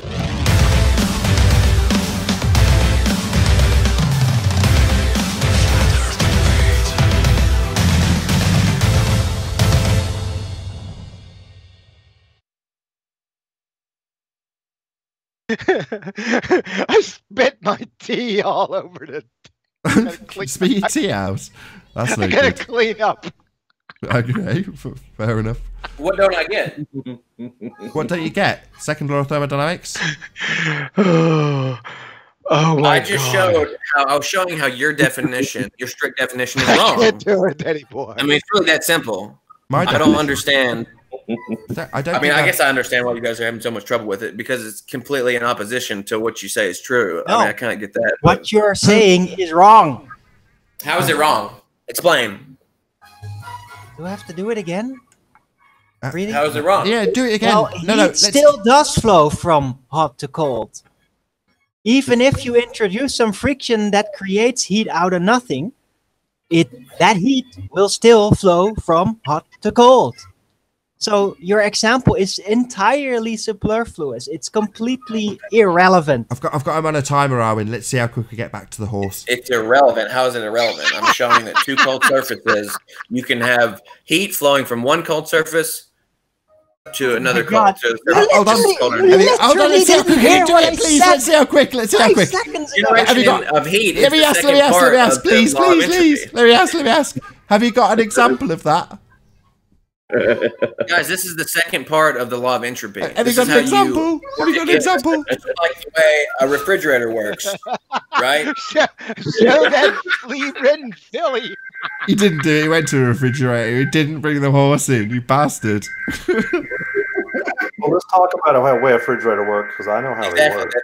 They won't actually discuss the what's going on here. They just everybody be silent for the next 2 minutes. Nobody talk except Unorthodox. Okay. What am I talking about? You want me to bring up different citations that show exactly what I'm talking about? Refrigerator. It's your example. Your amnesia shouldn't apply to your own cognition. What's wrong with the refrigerator? I was trying to use the horse because you guys don't like things that man built, so I used the horse as the example. Ding, ding, ding, ding, ding. Oh, man. Come on. Someone else have a go. That took 3 minutes. Let's see if someone can beat it. Let's see if we can get to the horse example in less than 3 minutes. In my example, you have have that heat filly up. moving from a cold surface to a hot surface. Have you got an example of that? Does it do that without any extra forces or anything? Really? So a refrigerator, you don't have to put the refrigerator, you don't have to plug it in the electricity net, you don't have to activate that motor. It just naturally flows from cold to hot, does it? Is a horse not natural, Arwen? That's not an answer to my question. That's why I didn't talk about the refrigerator. I talked about a horse and its No, hooves. we're not talking about man-made devices. We were talking about the law of thermodynamics. About Listen hot to Arwen. flowing to Go, cold. Arwen. That's what I was thinking. To The actual refrigerator air conditioner actually uses Unmolested, the law I of reckon he can get. thermodynamics. I reckon Arwen can get an Orthodox this horse in less than 2 minutes. I reckon if left unmolested. No. I want that flea-ridden bag of bones filling in that refrigerator. I mean, I proved my point. I proved that your strict definition of the thermal law or the second law of thermodynamics isn't true, Nathan. No, you haven't. How did you prove The that? only thing you've proved is Arwen, that if ask you him for a demo. introduce Ask him for a other demo. forces, Bare that bones something example. else may happen. But if you Ask don't him for introduce a other demo. forces, if you don't introduce energy, then hot will flow to cold naturally, always. Always. Yes. Yes. You have Yes! you have We any got a data yes! to That's my prove point. that? We got a yes. That's not my point, Arwen. No, it's not. My point is that that's not a proper definition. Because we live in a world with forces he can seize the and point and energy say and that's not my other point. interactions. We don't live in isolation, right? Do we live in a world with forces and energy and interactions? Wait a second. Or do we live in a Chocolate had world something to in say. isolation of everything? We live in a world where people like you exist. Nathan, Do we this live will in a probably world be your in best isolation? episode ever. I know this was a little too highbrow for you guys. I'm sorry. I really maybe should It's have not given Unorthodox. This was such a good episode. Maybe Jaren will make a video about you too. Oh, great minds. I I was hope just so. about to say So. exactly that. So, chocolate, exactly. So, unorthodox may not realise, but there's much more highbrow YouTubers, people with 100, 150, 200,000 subscribers, that seem to be looking at this show for examples of globehead zealots to have their heads on spikes exhibited to hundreds of thousands of people unorthodox. Did you not realise Oh what's God, I going wouldn't. on? The flat earthers tear me apart. Oh no. That's Oh not my just God, the that flat was so earther. horrible. It's Yeah. not just flat earth. It's also I know you're people saying I know, interested but in yeah. psychology. That's what's happened. What? Wiggles has literally, and Mick West have had their severed heads put on spikes by Red Pill and Jaren. So yeah, you guys might be the never next looked head on a at like, the spike with definition your of performance entropy? today. This what I'm talking about comes right. It's part of the definition. It talks about entropy and how it relates to heat and how it flows. And the first part of the definition is heat always flows from hot to cold. And the second part is unless you put in work, you can change like the a direction horse, of the heat. like a horse or something. No, maybe it still does. like a horse doing work, Like a horse, like a horse's ass. like a horse's A ass. horse is a horse, of course, of How about a course. donkey? Exactly. How about a donkey? Chop The- those the- How about hooves that? off. No, I but need your some interpretation glue. of unless is wrong. It still does. But hey, if there's other heat being introduced, then that heat will do stuff as well. It will also flow from hot to No, you cold. don't. You got to Remember when ride it Einstein hard and cherry-picking put the away definition? wet. Do you know what a compressor is on an air conditioner? Yeah, What is it? the pump, the air pump. Yes. Yes. What is it? It's fans that spin around. No, that's well. I said a compressor, not a. There's a fan, but there's a compressor. You brought up an air conditioner. You brought up a refrigerator. A compressor basically introduces more pressure and more heat into an air conditioning system. This actually raises the temperature of the refrigerant. Then a fan blows over the evaporator, cooling that back down, which basically is heat flowing to cold. But even the compressor is introducing more heat, but even then it's still flowing towards the refrigerant. So no matter what, you still got hot flowing to cold. You have to step back and look at the system from a larger perspective, right? I do understand from a larger perspective. So a heat pump and a refrigerator are two opposite things, right? But they're working. Funny thing is, there is a thing connected between high pressure going to low pressure and heat going to cold. And that's what refrigerators use by artificially creating this pressure differential that automatically counter, on the other side, as it were, in the temperature, it does the same thing. It's a very fascinating concept. But yeah, the law of thermodynamics is all over it. Exactly. It works because of it. Exactly. The transfer, the way the heat is getting kind of opposed in direction is when the particles coalesce from a vapor into a liquid. Well, when the pressure is increased, then it gathers heat, correct? Or does it gather cold? I may get it reversed. So what they do is they pump the pressure, and then releasing that pressure, creates cold. You kind of have to look at it. You have to look at a specific example to talk about this. That's why I brought up the horse. Okay, whenever the particles coalesce, they're moving from a high energy state, a lot of particles, and they kind of coalesce into like a little bubble, we'll say, and then the particles are bouncing around inside the bubble. That so old mag out again. The compressor. They're getting hotter at that point. Where is this exercise unorthodox? The compressor in an air conditioner imposes a low energy state to a high energy state. You know, that's why I wanted to talk about. I've had gas tanks. It's simple. I don't want to talk about an entire system of how a refrigerator works with you guys. We need to keep it like something simple. Well, it is simple. Law of thermodynamics is pretty damn straightforward and simple.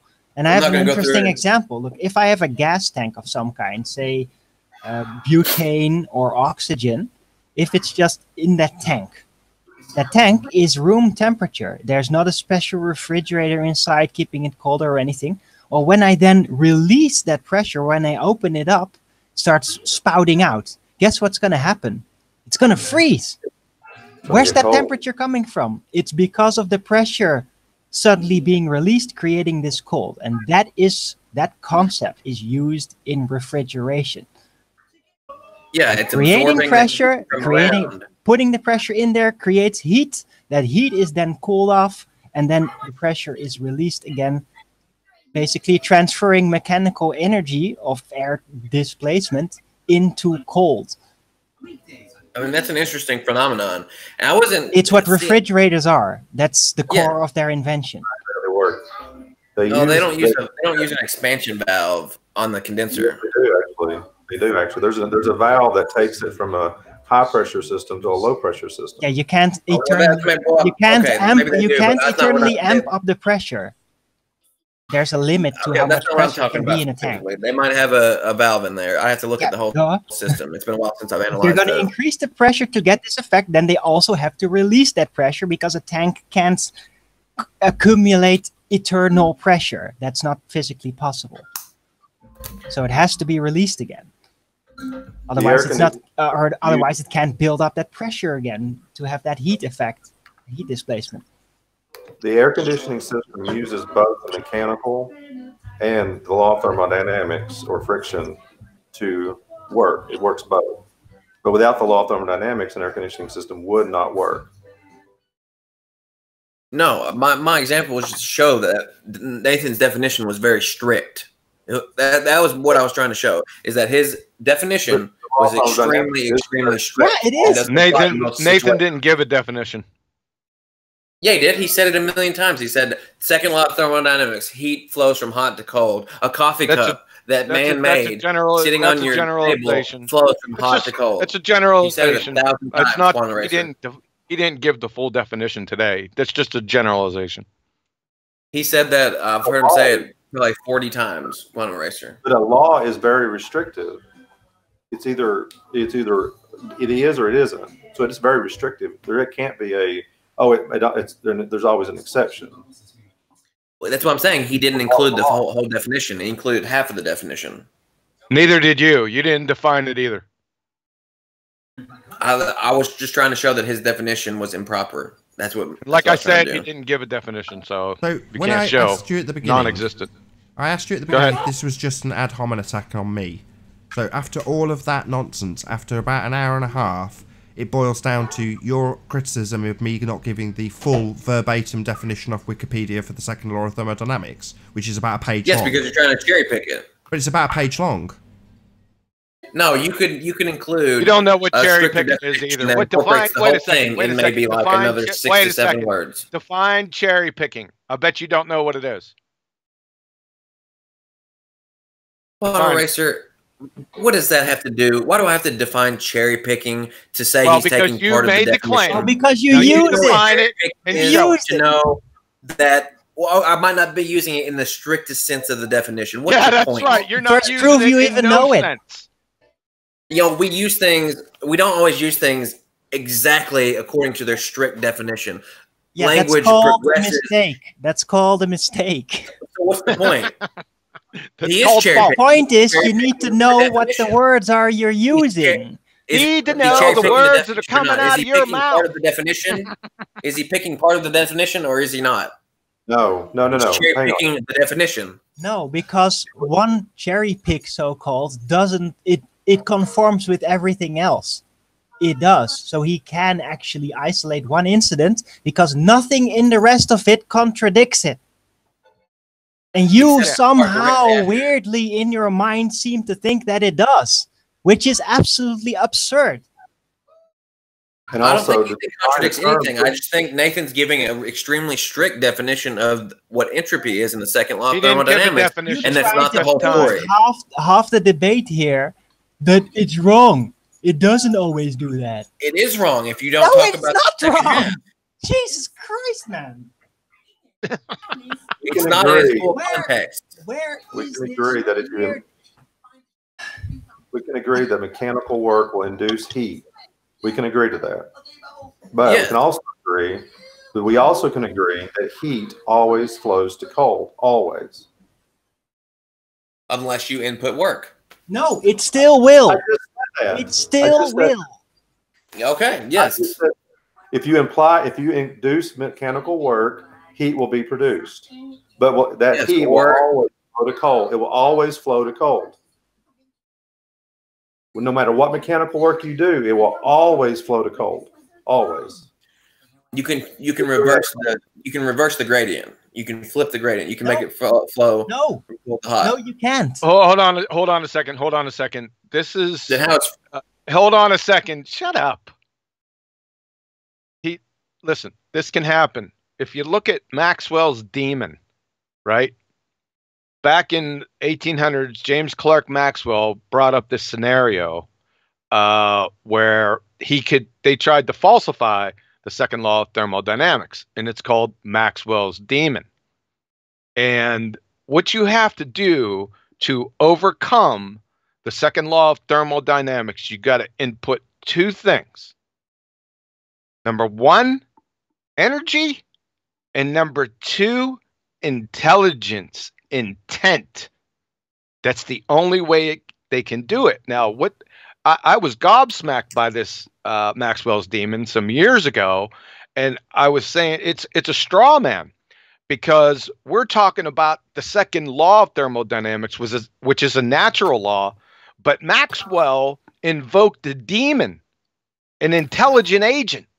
So all these people were arguing this thing, but it all was moot to begin with, because they were arguing a straw man. So if you get a chance, go look at Maxwell's demon, and you'll see what I'm talking about. Sorry, what? Okay. What demon? What intelligent aim? Sorry, what intelligent agent were they invoking? I don't follow. Unorthodox. It was no, don't talk about what Maxwell did was invoke an intelligent agent, and he didn't call it Thomson. Lord Kelvin went ahead and characterized it as Maxwell's demon, because Kelvin was one of the fathers of the second law. And like I said, there's plenty of examples of this, and in biology, we do this all the time. We decrease entropy, but what do you need? You need energy, and then you need an intelligent agent. You need a program to go ahead and direct that energy, right? It has to have intent. So remember, the second law of thermodynamics is a natural law, right? So you can't have any intelligent agents messing around in it and then say the second law is falsified, because it's an oxymoron. It's moot. So what you're saying is trying to use a horse that's generating energy through work, that doesn't falsify the second law of thermodynamics. No, that doesn't have anything to do with it. His example had nothing to do with Maxwell's demon. It was moronic from the start. Okay. But I'm just saying. Are we talking about your general, definition, or whose definition are we talking about? Oh my goodness. What of the second law of thermodynamics? Yeah, I was talking about your definition. Oh, we got so hello, your definition unknown. still? Hello. What are we talking about? Hello, unknown. Definition. Random people joining. Yeah, well, nobody has actually defined it. Like I said, it's just a generalization. It's a good generalization that you can summarize the second law of thermodynamics by saying that heat always flows from hot to cold. That's just a generalization, right?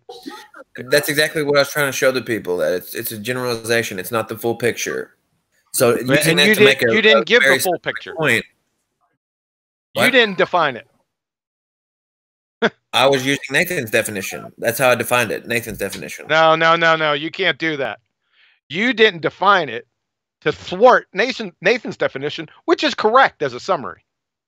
I was working off the back of his definition. I was using his definition. What, by using a horse creating energy, doing work? Hang on a sec. Let's not forget what his point was. His point was that heat doesn't always go to cold. That's what he said. That's right. But then he said a number of times that it never is violated. Unorthodox did himself. Yeah. What I say? I concluded that we were all in agreement. So the end of it is just a load of obfuscation for him trying to actually, presumably, defy the point that having this second law means space is fake. But we never get to that. It's just a moot point. We're just having a little chat, basically, aren't we? Because we're all in agreement here. It holds true, this natural law, surprisingly. Yeah, it's never been violated. I gave you a citation from. I gave you a citation, Nathan. I don't know if you got it from the Elements of Chemical Thermodynamics for Advanced Student of Physics from A.B. Papard. I gave you that in the chat. I don't know if you've seen that. I didn't get it. I've got to be honest, John. I've watched countless hours of MIT lectures on the second law of thermodynamics. So right. It's not like, I mean, yeah, I'll have a look at your citation, but I personally, whether or not you agree with this, it resonated with me when you said the citation is not the argument. It might support your argument, but when you said that, I thought, so in other words, I could get into a position where I never need to cite anything. That's lazy, but... Right, no, and I've been stressing that on the other show with Anthony. See, it's not just the citation. It's the cowbell. It's the support and the examples you can provide that's underneath it, right? Yeah, it's support to your claim, but the claim and how well you make it and assert it might not need any citation, right? Right, that's right. I'm only doing it for crayon munchers because I have all the examples underneath supporting it, right? It's not the citation because, you know, the brain dead ballers, they'll see citation. They'll try to pick the citation apart. They'll try to go inside the reference, not the citation, but inside the same reference to try to find something in there that agrees with them. And they call the citation cherry picked, which is one of the most moronic aspects of this whole thing. It just shows that these people, you learn this in high school, you know, when you cite references, you know, in the works cited page and bibliography. I mean, they bash their own heads in with a shovel and they think they're clever, but all they have is Elmer Fudd sophistry. I mean, they're abject morons. Well, that's academic dishonesty as opposed to intellectual dishonesty. That the second law was my bad. That was obviously you finished and paused, so that was cued for unorthodox talk indefinitely. So that's academic dishonesty, though, wouldn't you agree? So, in other words, saying that you've taken a citation verbatim, put it in quotes, put it in brackets, there it is, and then they say, well, at the end of the book on chapter 4, there is this same person saying X, therefore destroying your citation. It's like, that's not how citation works. But that's academic dishonesty. It's not intellectual dishonesty, right? No, they're just that stupid. I don't think they're being dishonest. I think they're moronic. They have no clue. Yeah, right. We went over this in the logical fallacy presentation. I did a whole section on this. Remember? I do, but I haven't repeatedly watched the logical fallacy one. I've got to be honest. Yeah, it was in the quote mining one, a little bit down, when I showed the example of the water dimer, and when I quoted the water dimer and what I wanted out of it, And then I said, well, if somebody says something else later in the article, or even before in the article, that water diamers are responsible for invisible three-toed gnome calcium oxalate stones, I'm not responsible for that. I'm only responsible for the citation that I provided to support that. Remember? Sure, but it's claimed by them to be the Texas, what do they call it, cherry picking. Yeah, but they're morons. That's why I asked Unorthodox. I said, so what's cherry picking? Right? Are you familiar with the Texas sharpshooter fallacy, Unorthodox? No. That sounds a little too soon. Texas sharp. Can you guys hear me? Yeah. Yeah, we can hear you. No, I'm not familiar with the Texas sharpshooter fallacy. Do you want to explain it to him, Nathan, or you want me to do it? You go ahead, John. Yeah, that's where you get a barn door, right? And you start shooting at the barn door. Oh, I know what you're talking about. Yeah. And then after you're done shooting, you walk over and you put the target around the tightest shot group. In other words, do you get it? I get it. You know, I would like to tell you this, Nathan. I tried to find examples of what you were saying to support your argument that the second law is defined as hot always flows from hot to cold, and I couldn't find any examples that say that that's what the second law is. That's not a definition. That's an example. It's a general summary. You need a citation for that? That's what I'm saying. I was trying to use citations to support his argument. I couldn't find any. Okay, hold on a second. Okay, this is thermodynamics, energy transfer. You ready? Universe. You ready? Ordered. You ready? You want to shut up? I mean, there might be one out there, but hey, Nathan. Oh my 99% of them I found, or everyone I found, didn't have it. Oh my God! Are you gonna shut up? No, John. Word, sir. Hey, Nathan. I'll just give it to you. Okay, you're gonna stick it in the chat. I'll put it in the Skype chat for you. There you go. Can you read that? You want me to just read out what's here? Yeah, just read out the second law of thermodynamics, places and observation. That one. Second law of thermodynamics places an observation of everyday life into a formal statement. Heat flows spontaneously from a substance at a higher temperature to a substance at a lower temperature, and does not flow spontaneously in the other direction. There you go. Well, there you go. There's one citation. I've got one too. Look at my screen. Why did I have so much trouble finding that then? Because I don't know. Maybe you don't know what you're doing. So I've got pulled up here. How far down are you clicking? Because I looked at like the first, 6, 7 or so, and I couldn't find. Look at my screen. It was my first search. Heat always flows from hot to cold.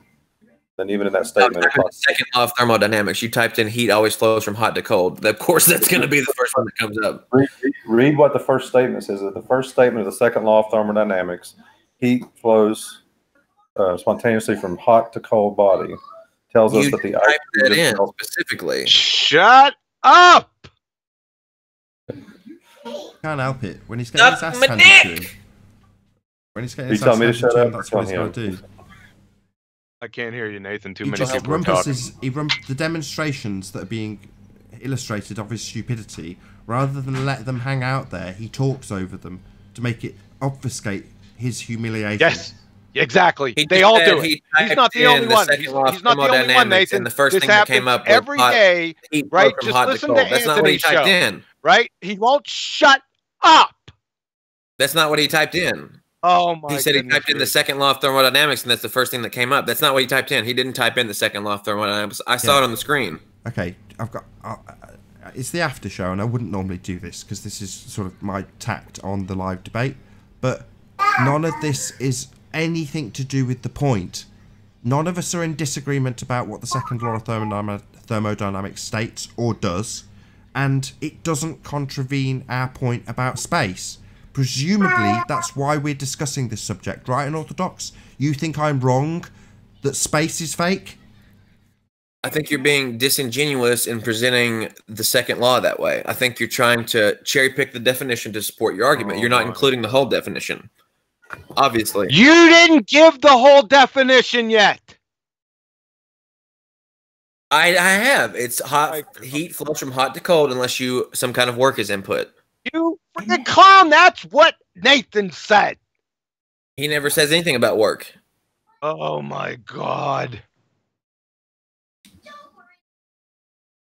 This talks about entropy, it talks about a lot of stuff, but typically it does not state it as it kind of relates it back to energy and work. He didn't say his normal statement. It doesn't say heat flows from hot to cold, which was a very succinct summary of the quite clear definition I didn't even have. I was just repeating back my understanding in a succinct way. But I've just read the definition that John's got. I can post the citation to, what is it, teaching.smp.edu, an education site that's labelled the second law of thermodynamics. I can do that if you want to, but it seems, like I pointed out at the beginning, number one, this is just an attack on me. Number two, it in no way gets you around the problem of space being fake. Right. No, I'm just pointing out the fact that you're using the definition improperly. Yeah, say it again, dickhead. Dickhead. So it's just an ad hom tack on me, and it doesn't address space being fake. I'm just reiterating the fact that, yeah, you are using it incorrectly. Yeah, third time. So just an ad hom on me, asshole. Not an ad hom, it's a fact, Nathan. Yeah, you're not addressing the point. You're picking apart my understanding of the definition of the second law. That is an ad hominem attack on me. It doesn't address the point that space is fake. It just addresses my understanding. Me, personally, at the man. Me, ad hominem. No, I'm just stating facts here, Nathan. You're leaving part of the definition out. Oh my God, he doesn't understand what an ad hominem fallacy is. No, he doesn't. No one does. These people are thick. Like, literally thick.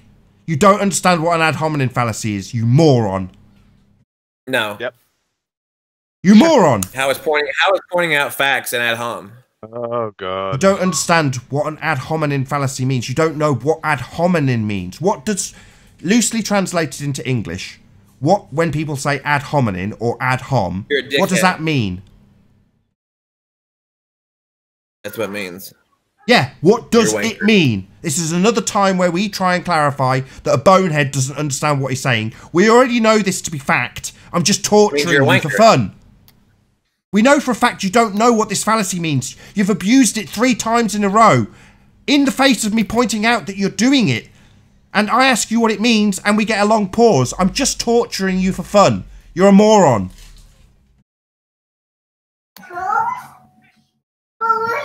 Yeah, and you're deliberately misleading. What does ad hominem mean?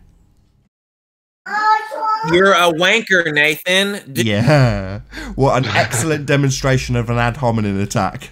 Yep. That was one. That was you one, got it. Yeah. There's another example. That's a different example of an ad hominem attack. Yeah, you didn't get it. Lord, I said it 5 times. It took you that long to get it? Yeah. You are addressing me, personal, at the man, understanding of the second law of thermodynamics, rather than the issue that's actually on the table. You have misdirected the issue onto me. Onto me, the man. Even when I'm slowly, painstakingly talking to him, trying to explain his misunderstandings and misapprehensions, he still talks. This is why dumb people stay dumb. Yep. You don't understand what an ad hominem fallacy is. Maybe go away and research it, you utter dumbass. That's ad hominem. Even then he did it. Even then. My advice to you, get a brain. I can't say it quick enough before he'll interrupt. I literally can't get the advice in fast enough before he overtalks me. Get a brain, go and research what ad hominem means. It's a fallacy. And the second law of thermodynamics, because you don't know what that is either. And you don't know what isolated, closed, and open systems are either. You guys didn't demonstrate that my colloquial definitions were improper. Yes, we did. You said, oh my God, non-isolated. Demonstrating in one word, non-isolated. Is that actually word or is it hyphenated? Nonetheless, I digress. Just my trying to figure out the stupidity level. One word demonstrates quite adequately that you do not understand the difference between isolated, open and closed, because you constantly equivocated open and closed as non-isolated. Right. So in doing so, you demonstrate you don't understand this. The distinction is between math... and now he's going to try and define it. My God. It's just like pulling teeth. Oh, God. Despair of an orthodox. But I do love him. He's going to go on Anthony's show later today if Anthony's going to have a show. He's going to pull the same maneuver. He's going to do the same thing. Is there something wrong with that? He'll pull the horse out claiming he's proved it on my show. He'll say, I proved this on Nathan's show with a horse. Is there something wrong with what I just said? Nathan, you know what he did yesterday? He introduced the same argument that he did 8 months ago underneath his video, the one I clobbered, and then he deleted it, and then 2 more times subsequently brought the same thing on the show, and we tore it down using the scientific method. His height. You didn't tear it down. You guys barely addressed it, John. Don't lie. I remember. Height was his cause, right? Height was his independent variable. He did it yesterday. Yeah. I put it in the comments section in Discord, and then I sent a copy to Anthony also. Anthony, did you get that? Did I mean, I did exactly what you guys wanted. I put it in the little box. He's going to do it again, isn't he? He's going to claim he formulated a hypothesis and did an experiment. And when we go through this circle jerk routine, we'll find out that height is the independent variable, won't we? Yeah. I mean, I did what you guys wanted. Don't tell me I didn't. What? Used height, a concept as an independent variable. We asked you to do that, did we? No. Don't misrepresent what we have asked. There is in no way in any circumstances you can put some quotes around me asking for a concept to be used as an independent variable, you utter muppet. No, that's not what we have asked. You're a stupid buffoon who doesn't listen and talks like he's doing now. Next time, listen to what we've asked you for. Go and prove gravity. That's not something that requires using a concept as an independent variable. Okay, Muppet Brain? What? A height is a concept? We can't measure it? That completely disregards the fact we can measure it. Your argument doesn't. You should have seen it, man. I'm going to copy it, Nathan. I'm going to copy it off Discord, my exposition of his little fruitcake example, and I'll send it to you. You're going to laugh. You're going to recognize it. We looked at it together, and you guys had like no rebuttals whatsoever because I couldn't use height. He takes the scientific method off Science Buddy's site, number 1. Science Buddies? Excellent. Yeah, I used yours. Does it? Is that? Let me get it right. Is that the one that starts with? Oh God, let me get it. Does it start with something about an idea or something like that? Ask a question. Ask a question. That's it. You guys present it. Not observe a phenomena, but ask a question. No, but he substituted the first step. It said make an observation. Right. That's wrong. I was going word for word for what you guys wanted. Ask a question for the second step. That's wrong. Well, then you presented it wrong because I used what you guys wanted. I never presented that. You did. Never in my life have I presented step 1, make an observation. Step 2, ask a question. Never. Not once in my life. Okay, well, I'll pull up some video and we'll see. You know why? You still haven't told me what's wrong with my understanding about open and closed systems. You still haven't. You haven't even attempted. Can I try? Go ahead. Or will you just talk non-stop? What's wrong with understanding? Can I try, or will you talk over me? The 2 steps that you've presented thus far. So you've got make an observation. Well, you can look at. Oh, I can't clearly. Yep. Remaining forever dumb. Okay, you outline it for 2 seconds. Me. Tell you what, got 2 seconds. If that's wrong. Now he's going to try and tell me. Now he'll tell me how it's right. What a dumbass. Yep. And I'll do it. I'm trying to tell you. That's wrong. And you keep talking. Outline what you want, and I'll do it. Yeah, shut up. That's what I want. So, just making an observation doesn't require science. So, in the first step, quoted by Science Buddies or whoever dumbass site you've got this from, makes a fundamental flaw in the first step because you need to science it, right? Understand what is happening the cause of an effect. Just looking at something is not observing an effect. You're just looking at something. I can look at my table. Do I need science? No. I can just look at it. It's an observation, yeah. But is it observing something happening? Phenomena? Something taking place in the natural world that might need explanation? No. Pressure changing. Pressure changing. Observing Sorry, pressure I changing. didn't need you to insert an example for me. Thank you. Try to contain your ejaculations. So, step 1 that they give doesn't conform with the actual scientific method because just observing something doesn't require explanation. You can look at something. I thought I was using your example. I thought I used your example specifically. If you want me to change it, let me know what you want me to change. Outline the steps I need to do, and I'll put it in there for you. No problem. Step 1. Observe a phenomena. Pressure changes with height. You can feel it in your ears. You can feel your ears expanding. Sorry, pressure changes the phenomena. Yes, and you observe that through your ears. The pressure changing isn't a phenomenon. John, have you never went on a plane? Have you never climbed a mountain? You never climbed a mountain? Hey Nathan, I could share this. I have Discord pulled up. I got his whole routine. Never climbed a mountain. Doesn't know that air pressure, your ears expand whenever you go higher. It might take some fiddling, but I might be able to share it with the... this is probably quite a useful opportunity during the end of this bit to fiddle and see if I can actually share your screen with them. Okay. You guys still haven't addressed what's wrong with my understanding of open-closed system. You guys still haven't addressed that. What, no, you didn't understand. You kept on saying it's the opposite of... what was the word he used? Non-isolated. Non-isolated. Bundling both open and closed together. I'm probably using the terms colloquially, like I said before, is that what's exactly wrong with my statement that one is relating to mass entering the system or mass not entering the system, energy entering the system or not entering the system, or in relationship to both. Nope. Why do you put a question Can I get mark a point out before you start talking, Nathan? Why is it that you put a question mark in the middle of a statement? Why is that? Because it wasn't meant to be answered, Nathan. Oh, so you're just asking rhetorical questions that need answering. Yeah, that's why I kept on going. Hold on. What you're saying is you hold the answer true, regardless of the fact that it is actually a question. No, I'm asking you to explain what's wrong with what I said. What's wrong with saying? I'll try again. That it's That's the where energy. that was the question mark. Or the That's not rhetorical. You stupid boy. Yeah? What's wrong with what I've done? Pause. Then carry on talking. So do you want to know what you've done wrong or not? I was reiterating what I did, Nathan. I was explaining. Unbelievable. So you tell me then, Dick Brain. You tell me.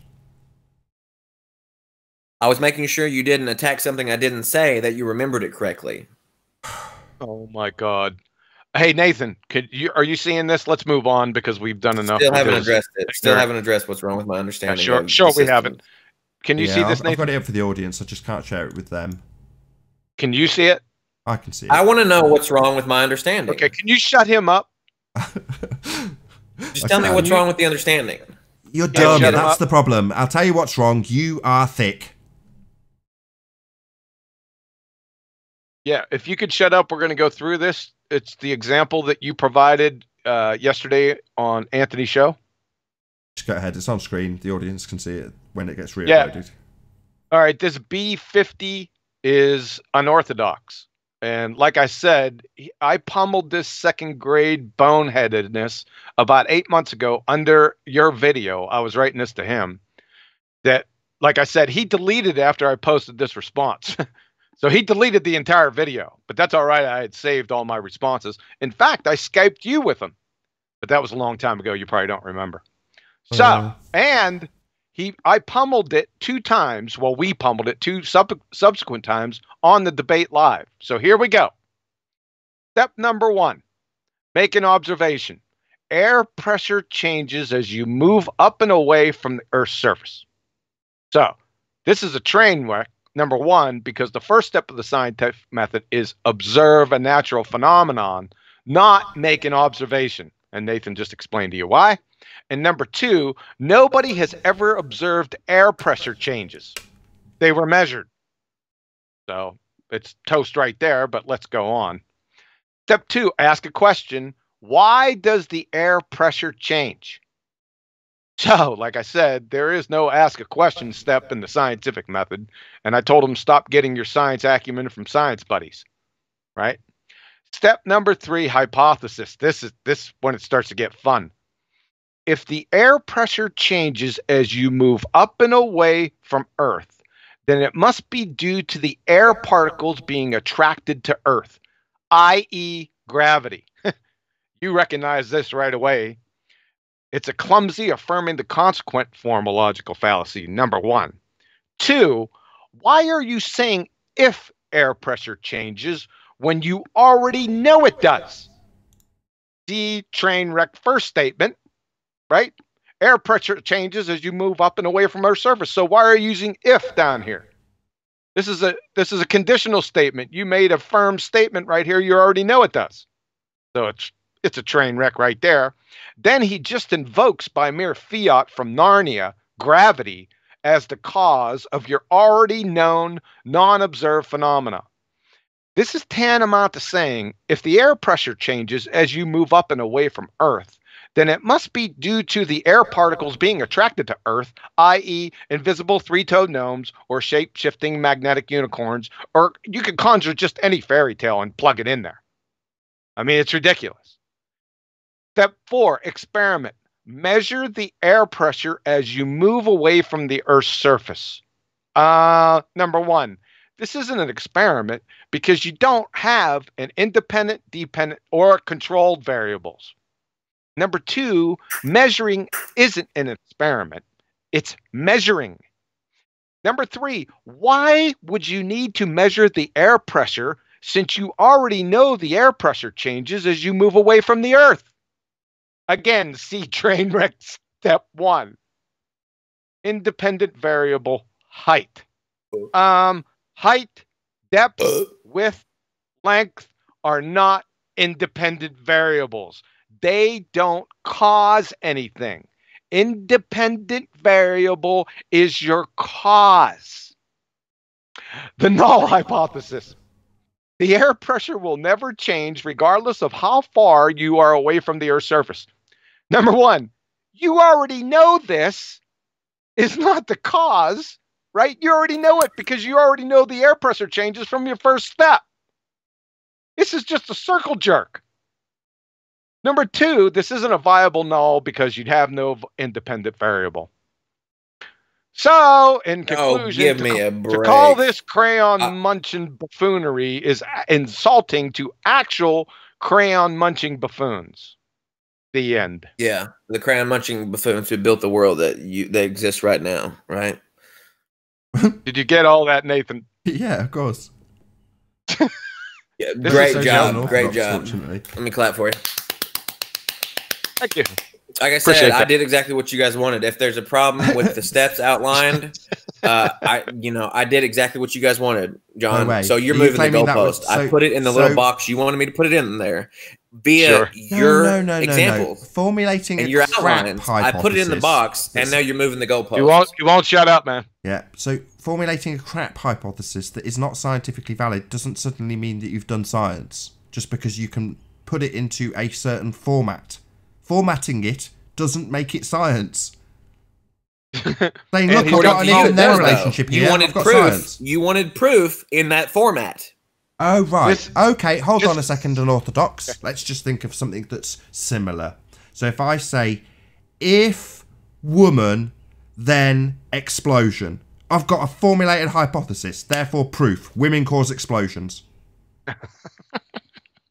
I've formulated it, right? I've got it into that little box, haven't I? To your definition of proof. I've got it into that little box. I'm not saying my definition. I'm saying your definition. I've got it into that proof little box. According to your definition. I've got it into the little box, though, man. I've done everything you've asked. No, you haven't. You haven't done everything I've asked. Not even close. And you have. Not even close. Yeah, and you have. What? This is valid science. This train wreck that you're going to continually say, I've done everything you've asked? Like you've somehow proved it with well, science. Let's just say it's due to the density, right? How come all the air particles are mixed up together? How come the denser air particles aren't at the bottom? My God, it's just and the lighter air particles at the top. You've just had this explained for 10 minutes. Yep. So you just circle jerk. Amnesia again. Amnesia. I mean, yeah, I don't just think had it explained for 10 minutes. Apart, to be honest with you. 10 minutes he's just took, going through your train wreck in detail. He's gone through it in a comment section with you on a video you deleted. Am I having amnesia? Did I just hallucinate that happening? It's the same thing. I deleted it because there was a mistake in the writing, and I didn't delete it. I just privated it. So it's still applicable. And I'm an honest person. I'll admit that. I don't know if you guys think there's something wrong with you know, actually realizing an error and adjusting for it. Is there something wrong with that? No problem with that. We didn't say you're dishonest. Okay, well, all I can say is that I did it. I did exactly what you guys wanted. I put it in the format you wanted. You said it was proof, and then whenever I put it in there, you're like, no, not right. You didn't do it right. I did, though. I did exactly what you wanted. I never said the scientific method, step 1 is making an observation. Never said that, and I never said step 2 what's step 1? Like I said, never said that. Tell me what it's supposed to be, and I'll do it. Will you pause long enough for us to tell you for a second time? Probably fourth. Go ahead. Observation of natural phenomena. How is that any different? How could my first statement? How does that I'll try again. It was the second time. Hearing problems. I'm not even going to ask. I'll just assume hearing problems, not amnesia. So I can make an observation of, let's use the same example again, a table. I don't need any scientific validity to have a little look at something. Or a lighthouse. And it's not natural because man made it. So, or I could look at a tree. So air pressure changing. I can look at something just so that fair enough. Needs clarity, John. You're right. I can look at a tree, yeah, but I'm still just making an observation. If I look at a leaf falling from the tree, that would be a phenomena that I could apply the scientific method to. But step 1 is observation of phenomena, not observation alone. So observing the phenomena would be observing your ears hurting as you move up and away from Earth's surface due to the pressure. Is that not a phenomenon? Are your ears expanding? Is that not a phenomenon? You've already got a cause. I don't get it. You've already got a cause and effect explanation in what you've just said. Do you not Yeah. Starting to lose patience. Is it a phenomenon or not? You've got the explanation for it in the details of what caused it.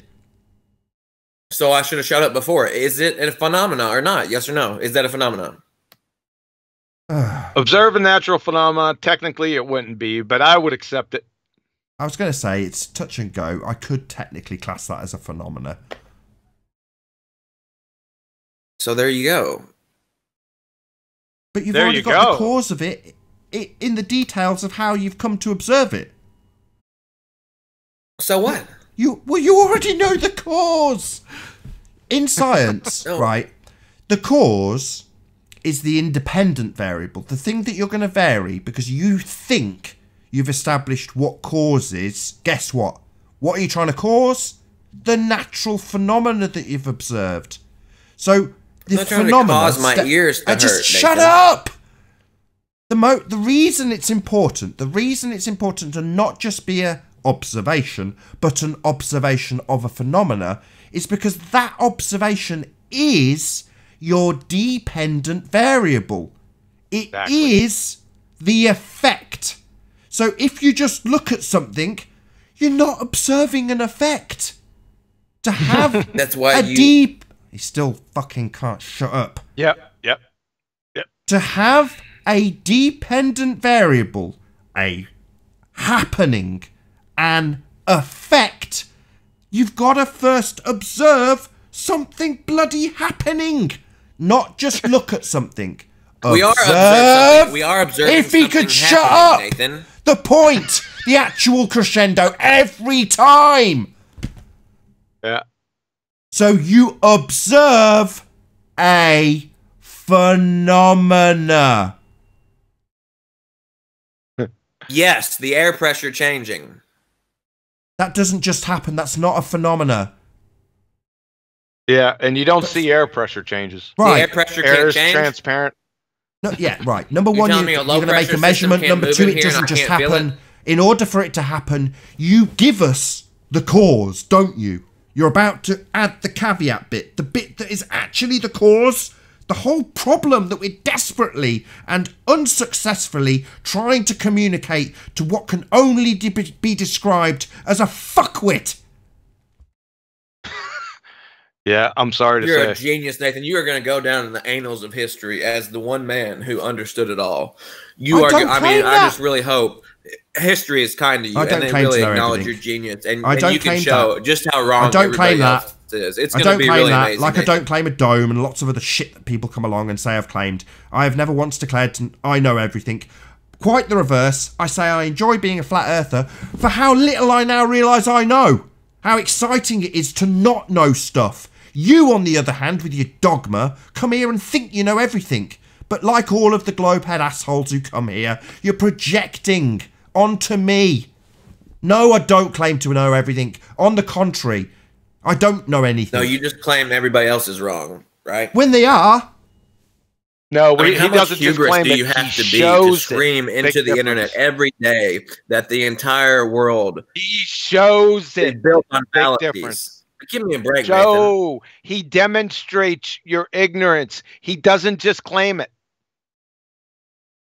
Big difference. No, we understand these concepts like gravity, and we use them to engineer real world, real life objects. Yeah, we're not going back you, there. You don't. Would you like an pretty much example that was everything done you on see this show? around you. Do you want an example of where you There's don't? your proof. Unisolated. That one word demonstrated admirably that you didn't understand the concept being detailed, i.e. an unisolated system. Non-isolated, Nathan.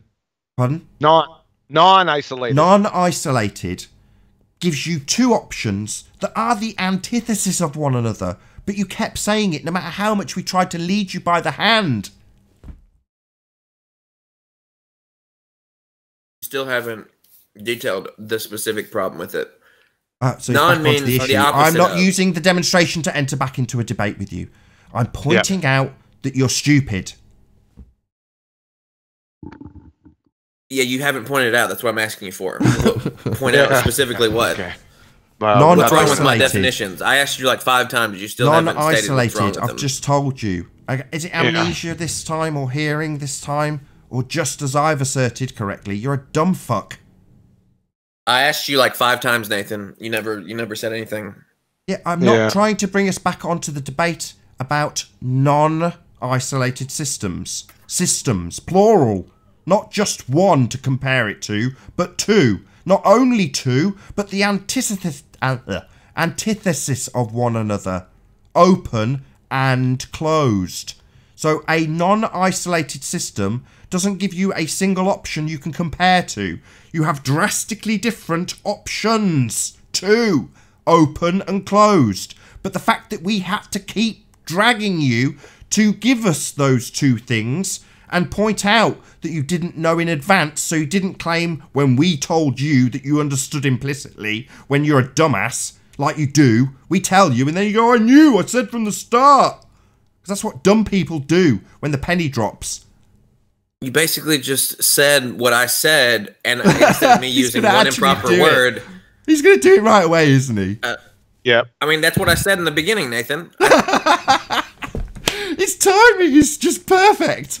It's like he could chunk that little bit out. He's going to end up on the head of a spike from some 200,000 subscriber YouTuber, isn't he? That's what's going to happen. I don't. The point is so obscure and obfuscated by now, Nathan. I seriously doubt. At this point, you are the man. I'm embarrassed for you, sir. That's all I can say. Thank you. Thank you. You're giving me. I want to have mercy on you. I really do. I don't want to. I still don't understand where my understanding is incorrect. we have a system. That's the point. Follow me from here and tell me what's wrong, okay? Yeah, okay, I'll tell you. You don't know. Hold on, follow me from here. Let me finish. Follow me from here, okay? My example was a system. It's happening now. It's happening now. This is your problem. It's happening right now. This is your problem. A system this is your problem. You're suffering it now. And a system that has your trouble in a state is still of happening. either There's no medicine I can give you to solve your problem, and it's happening now. So what's the problem?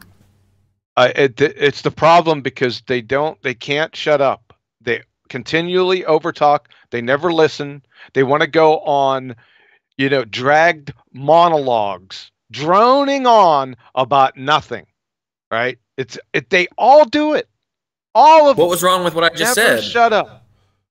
Never shut up and listen. Why can't I get you to detail what's wrong with the systems I just outlined? I've outlined the systems many times, and you're picking on one specific term that I'm talking about. We already did 2 hours. For 2 hours, I'm not going over it again. Yeah, he's demonstrated in what he's just said. I'm talking about one specific system. So in the face of my explanation, literally minutes earlier, probably seconds earlier, where I explained that a non-isolated system does not give you one thing to compare to. It gives you two that are the antithesis of each other. But that will never sink in. You still don't understand the problem. I don't really understand what you're saying in the context that we're talking That's about. The problem. That's the problem. That's the problem. That's the problem. When we try to explain, usually you talk. You think he would maybe try and explain it another way, but yeah, I do. He's been trying to explain it to you for 2 hours now. Well, then I don't understand why we can't just use my direct examples as an explanation of what's going wrong here. Try to explain it to you for 2 hours.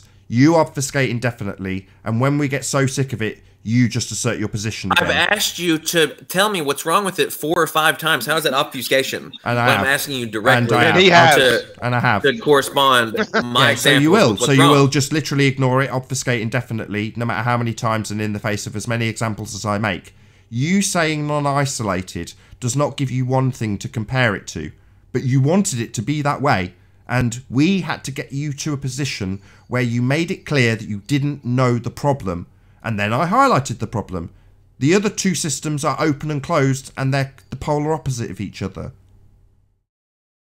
Yes, open system, closed system. Yeah. What, are you now going to do the other thing we highlighted, that you'll claim that you already understood this, even though we went through it on the show only minutes earlier? Yeah, I know that there's... God, I don't know. I'm scratching my head with what to do with him. That just... I don't know. Like I want to have mercy on him. I really do. I think he's a great guy. I just think he's trying to... He's writing checks that his ass can't cash. It's just that simple. Yeah, I think I'll have to agree. And on that note, perhaps round out and say, first and foremost, a huge, massive, enormous thank you to all of the debating panel for making this after show possible. And of course, a massive thank you to all of you in the Nathan Oakley 1980 and Nathan Oakley audiences. Be sure to check out the website, nathanoakley.com, and join the forum to keep up to date with the Flat Earth debate. I've been Nathan Oakley, and I'll see you all in the next video. Oh, what a day! What a lovely day!